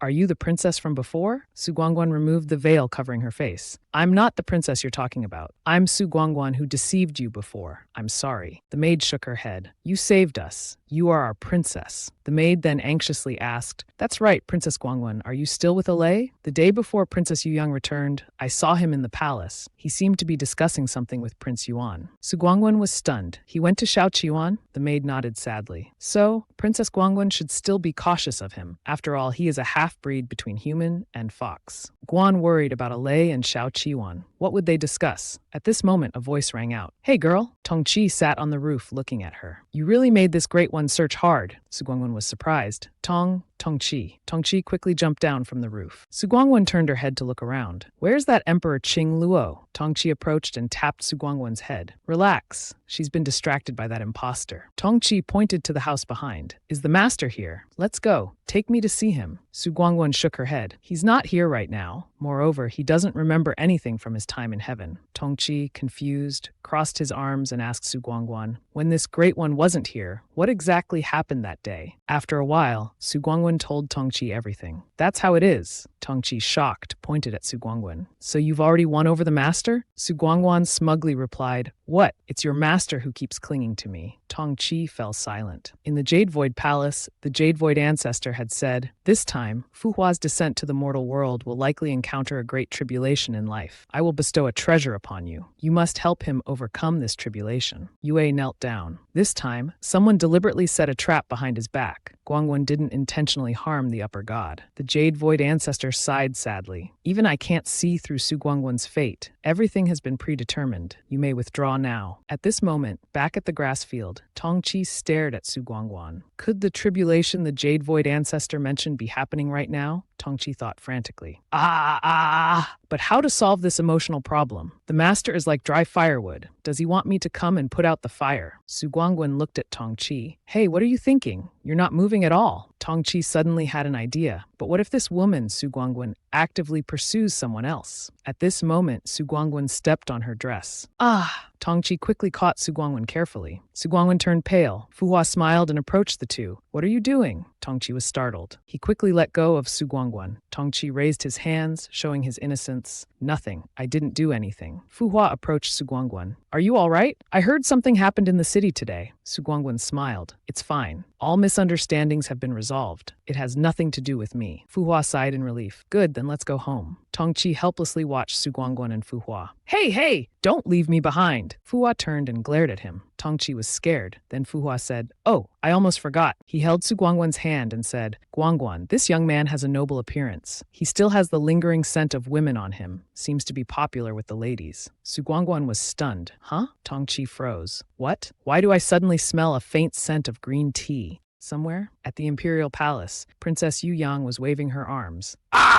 Xiao Qiyuan stood with his arms crossed, watching his sister. Like this, won't your arms get tired? Princess Yuyang grabbed a sword and charged. Xiao Qiyuan, it's you. It's all because of you. Xiao Qiyuan quickly dodged the sword and immediately broke it. Princess Yuyang fell to her knees sadly. Why can I never get what I want? Xiao Qiyuan approached her. What nonsense are you saying? If you want something, just tell me. Of course I'll give it to you. Princess Yuyang angrily said, Fine, I want your life. Will you give it to me? Xiao Qiyuan smiled and put his hand on Yuyang's shoulder. Yuyang, I've already given you a chance. I know you went to find Nangong Wei. I know you trapped those palace maids. If you had successfully caught that imposter, luring Nangong Li out to negotiate, Nangong Wei would help you kill me, right? Princess Yuyang's eyes filled with tears. You know everything? Xiao Qiyuan reached out and caressed Yuyang's face. That's right, my little one. That imposter saved you, but now you're using them, which is truly ruthless. He leaned close to Princess Yuyang's ear. You used to criticize my evil thoughts, but now you and I are no different. Princess Yuyang fearfully pushed Xiao Qiyuan away. Xiao Qiyuan, you're a pervert. Why won't you just let me go? Xiao Qiyuan angrily grabbed Yuyang's wrist. Let you go so you can find your precious jade boy? He's just a lowly guard. He couldn't even protect you. Princess Yuyang cried, But I don't like you. I don't like you. I can never be with you. This world doesn't allow us to be together. Don't you understand that? Xiao Qiuan embraced Princess Yu Yang. If you're only worried about these things, then relax. I already have a plan. I will create a world where there are no opposing voices. Princess Yu Yang, tears in her eyes, you're crazy. You're truly insane. At this moment on the rooftop, Qingluo said to Yue, let's go. It seems they don't know Su Guangguan's whereabouts. Yue was stunned. Then she smiled, patted her head, and said, now Su Guangguan's location is unknown, and Tongqi doesn't know where to run to either. This little fairy's minor magic can't help either. This little fairy has a lover who's now undergoing tribulations in the mortal world. So this little fairy wants to. Qingluo interrupted impatiently. All right, you can go. Yue was delighted. Thank you, Your Highness. Qingluo immediately sent a beam of light into Yue's back as she walked away. Yue was unaware of this. At this moment, Qingluo suddenly felt pain. Ah! She rolled up her sleeve to look at her wrist. The power within her body couldn't be suppressed again. She'd have to go into seclusion for a while. She watched as Yue rode away on a cloud. It seemed that the search for Fu Hua could only depend on her now. The scene changes to the imperial palace. Xiao Qiuan carried Yu Yang princess towards the bed. He set her down. That day won't keep you waiting too long. Yu Yang, he said, then closed the door and walked out. Xiao Qiuan walked out calmly. He saw Fu Hua and said, today Yu Yang caused such a big commotion. You didn't spend time with your woman, but you have time to come here? Fu Hua turned his head. Aren't you the same? Seems we're both in a hurry. Xiao Qiuan said smugly. My preparations are complete. Just waiting for the lunar eclipse 3 days from now. Then we can begin. This formation I obtained from my sect's scriptures. The formation is irreversible. Don't have second thoughts halfway. Fu Hua crossed his arms and replied coldly, of course not. Just like you didn't refuse the half-demon power in my body. At this moment, Su Guangwen was sleeping. She was breathing heavily, exhausted. Suddenly, she sat up. Ah! Fu Hua pulled back the curtain. Sister, Su Guangwen asked, why aren't you asleep yet? Fu Hua flicked Su Guangwen's forehead. I heard you calling me, so you were sleep-talking. Su Guangwen hugged Fu Hua. I just had a nightmare. I've been feeling a bit uneasy, Fu Hua said. The person who came back with us today is also from that place, right? Su Guangwen replied, yes, but don't worry about him. He and I were close before. He won't pressure us. Fu Hua kissed Su Guangwen's forehead. It's all right. Everything will be over soon. At this moment, Yue was anxiously walking on the rooftop. That kid Chi Yu clearly found them long ago, but Guangwen only sent me news now.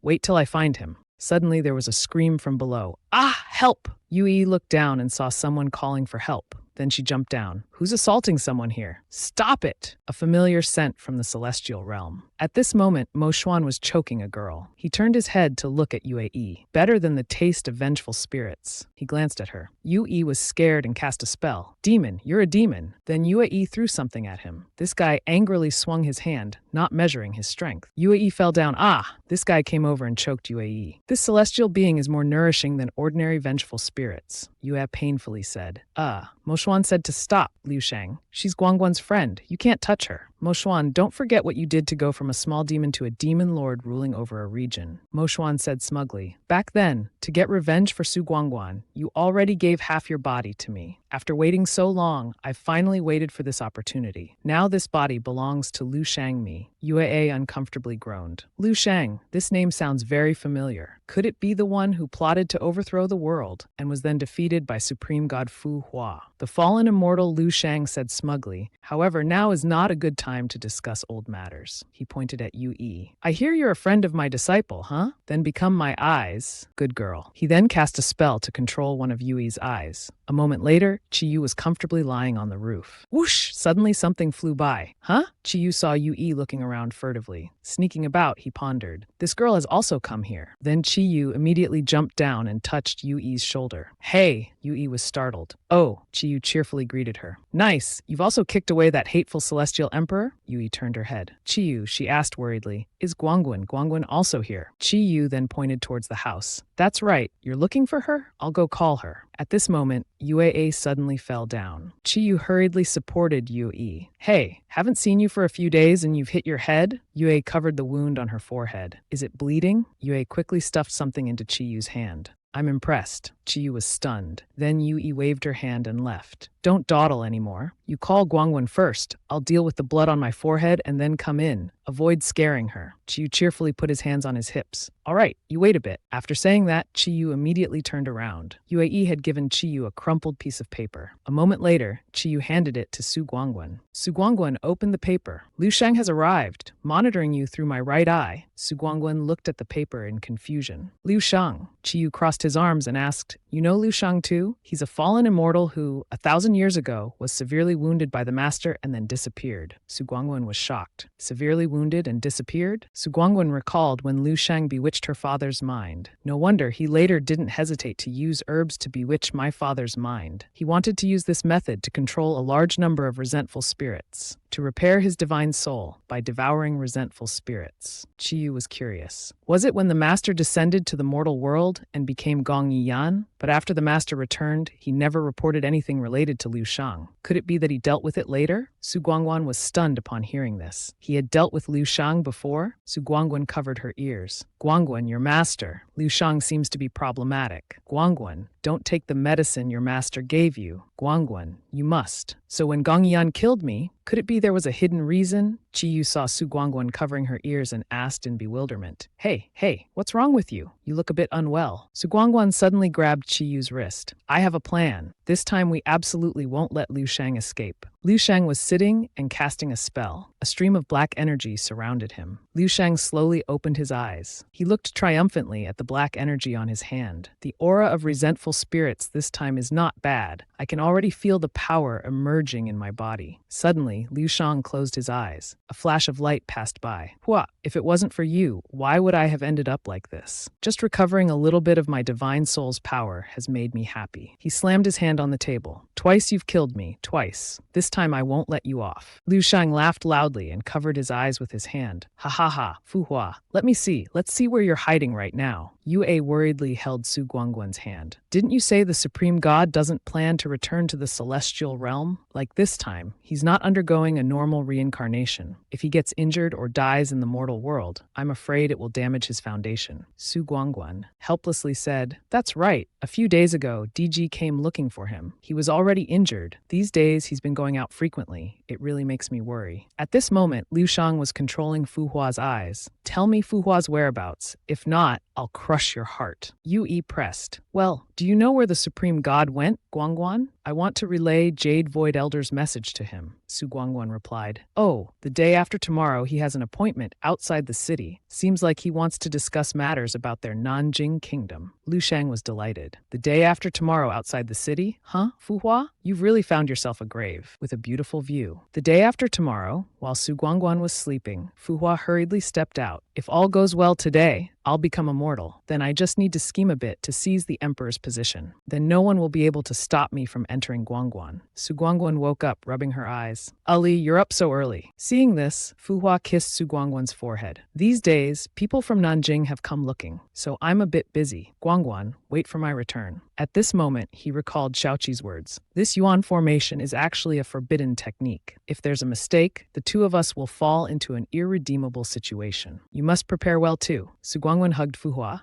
Go, I'll wait for you at home. Then the two waved goodbye. A moment later, Su Guangguan asked, Gongqi, is there any news from Youyi's side? Gongqi replied, Yes, there is. Liu Shang's side indeed had her continue investigating all your movements today. Miss, this counter-strategy of yours is truly brilliant. Gongqi transformed into human form. The formation in the outskirts has also been set up properly. It's just that, after all, the master isn't really going there. How will you make Liu Shang willingly fall into the trap? Su Guangguan said. With me here, he'll believe it. A moment later, at the city gate, a horse-drawn carriage entered. Then it stopped. Miss, we've arrived. Su Guangguan got off the carriage. That person of mine hasn't returned all day. Thank you for bringing me here. Liu Shang stood above, looking at Su Guangguan. Ha, my good disciple, truly has been captivated by that Fu Hua time and again. Now, just for being a bit late coming home, she's already hurrying over here. I'm afraid Fu Hua's situation isn't much better. However, this infatuation is convenient for me to accomplish something. Su Guangguan creaked open the door. Li? Liu Shang stepped behind Su Guangguan. Guangguan, we meet again? Su Guangguan froze, turned her head to look, and pretended to ask, Moshuan, why are you here? Liu Shang folded his arms. Su Guangguan was startled. No, you're not Moshuan. She fearfully hid behind the door. Who are you really? Liu Shang smiled. Guangguan, it's been hundreds of years since we met. Have you forgotten even your master? Remember, I was the one who saved you when you jumped off the building. Su Guangguan panicked. Master Liu Shang? But why do you look like Mo Xuan? Liu Shang stepped in. About that, it's of course thanks to your husband's blessing. Liu Shang approached and grabbed Su Guangguan's neck. Su Guangguan, you're the vessel I've nurtured for a long time, but he ruined everything. Su Guangguan painfully cried out, "Ah!" Liu Shang continued. No, at first, Gong Yidian acted to save you. He clearly destroyed his body, leaving only his soul. But why is your body, which has never cultivated demons, still the best vessel? Su Guangguan recalled the events of that year. So that's the truth of what happened back then. He did it to save me. Liu Shang laughed gleefully. Ha ha ha! If that's the case, then it must be heaven's will. I want to use your body to be reborn. Then I'll kill Fuhua.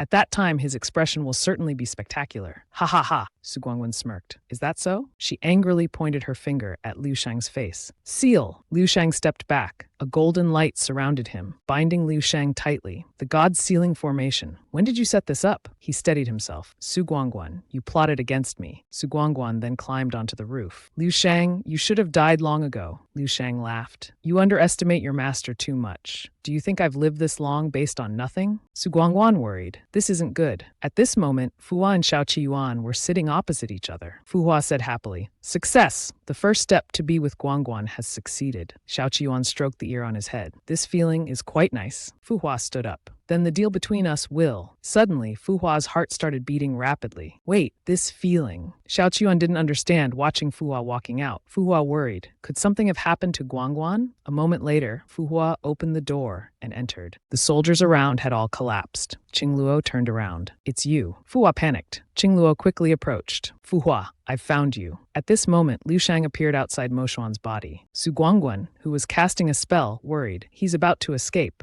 At this time, Kong Qi approached in the form of a large cat, then bit into Liu Shang's body. Ah! Liu Shang cried in pain. Su Guangguan, you did this on purpose. Su Guangguan supported Mo Xuan's body. My foundation is weak. I don't understand any god-sealing formation to kill souls. Everything was just to force master out. Liu Shang angrily said, Very well, very well. Today, I will teach you what it means to respect your master. After saying this, he immediately charged at Su Guangguan. At this moment, Kong Qi quickly blocked him. Your opponent is me. Liu Shang was startled. Ah! Su Guangguan thought confidently. Kong Qi's original form is meant to suppress evil spirits. Now, with Kong Qi in his prime fighting against the severely injured Liu Shang, the chances of winning are very high. At this moment, Mo Xuan slowly opened his eyes. Liu Shang was controlling his thoughts. Kill Su Guangguan. Kill her! Liu Shang controlled Mo Xuan. He smirked. Kill her! Su Guangguan worried. Kong Qi turned to Guangguan. Mo Xuan raised his hand to attack. Suddenly, Mo Xuan stopped his hand. Mo Xuan looked at Su Guangguan. Guangguan. Mo Xuan put his hand on his forehead, thinking, That's right. Initially, she fell into the crack. He recalled that moment. To save her, I summoned Liu Shang. At this moment, Liu Shang controlled Mo Xuan. Mo Xuan, your body has belonged to me since 500 years ago. Now kill her. Mo Xuan lowered his head and charged to attack Su Guangguan. Ah! Kill you! Su Guangguan stood stunned with blood on her face. Mo Xuan painfully squeezed his own heart. Liu Shang then spat blood and weakened. He fell against the wall. Su Guangguan supported Mo Xuan worriedly. Mo Xuan, blood, you're bleeding too much. It's all right. It's all right. I'm now an immortal from the celestial realm. I can definitely save you. Mo Xuan shook his head. Guangguan, 500 years ago when you died, I gave my body to that demon to avenge you. Actually, I was already dead then, so being freed now is good. Mo Xuan said sadly. After you returned, you were still the princess like before, but I'm no longer the Mo Xuan from before. I've done many evil things. After saying this, he coughed up a lot of blood. Su Guangguan looked at Mo Xuan worriedly. Then Su Guangguan gently laid Mo Xuan down. Mo Xuan, don't speak anymore. Just lie here for now. I'll transfer my spiritual power to you. Mo Xuan grasped Su Guangguan's hand. Guangguan, there's one thing I haven't told you. Actually, long ago I liked. He remembered the images of Su Guangguan and Fuhua. Mo Xuan fell silent, then closed his eyes. I hope you'll be happy. Su Guangguan painfully called out, Mo Xuan. At this moment, Kong Qi was still charging to attack Liu Shang, but he dodged the attack. What's happening? Su Guangguan's body seemed to be on fire. Kong Qi was surprised. Su Guangguan, Liu Shang said with delight. So that's how it is.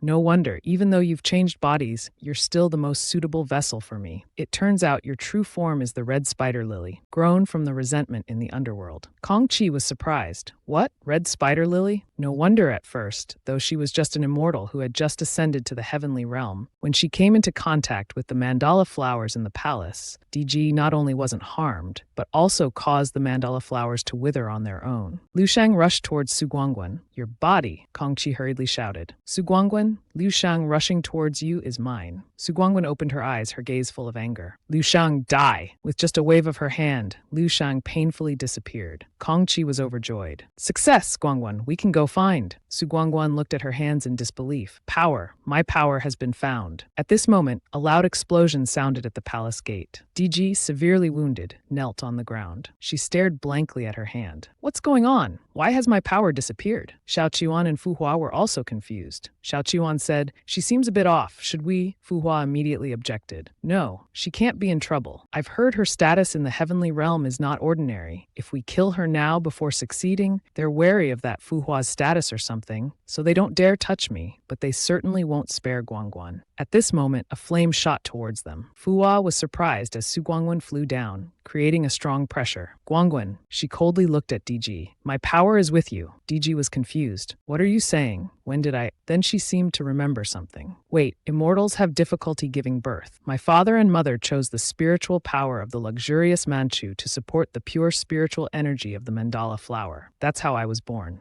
Could she be? Su Guangguan, losing patience, made her move to take it back. At this moment, Fu Hua rushed out. No! Su Guangguan regained her composure. The scene changed to Yuxu Palace. Fu Hua knelt on the floor. Fu Hua, do you really want to do this? His master Zun worried about him. She has harmed me time and time again. This time, if I hadn't arrived in time, I'm afraid I would have perished. You can't protect her. The heavenly realm won't forgive her. Fu Hua's face darkened. She is my disciple. Her sins are naturally mine to bear. Moreover, Master, she is the karma I created. 1,000 years ago, 2 servants came to report to the High God. High God, Heavenly Emperor, the Heavenly Empress has come again to beg to see the old ancestor. But the old ancestor is nowhere to be found. Everyone, guess why they came? Fu Hua gently pushed her hand to silence her. Too talkative. The Heavenly Emperor and Empress are a couple who ascended from mortality. Of course, they want to have a child. But immortals can hardly have children, she asked disappointedly. So, High God, is there no way? Fu Hua replied. We can try. Then the 3 of them went to Wang Chuan. The heavy resentment made the 2 servants unable to bear it. My, where is this? The resentment is too strong.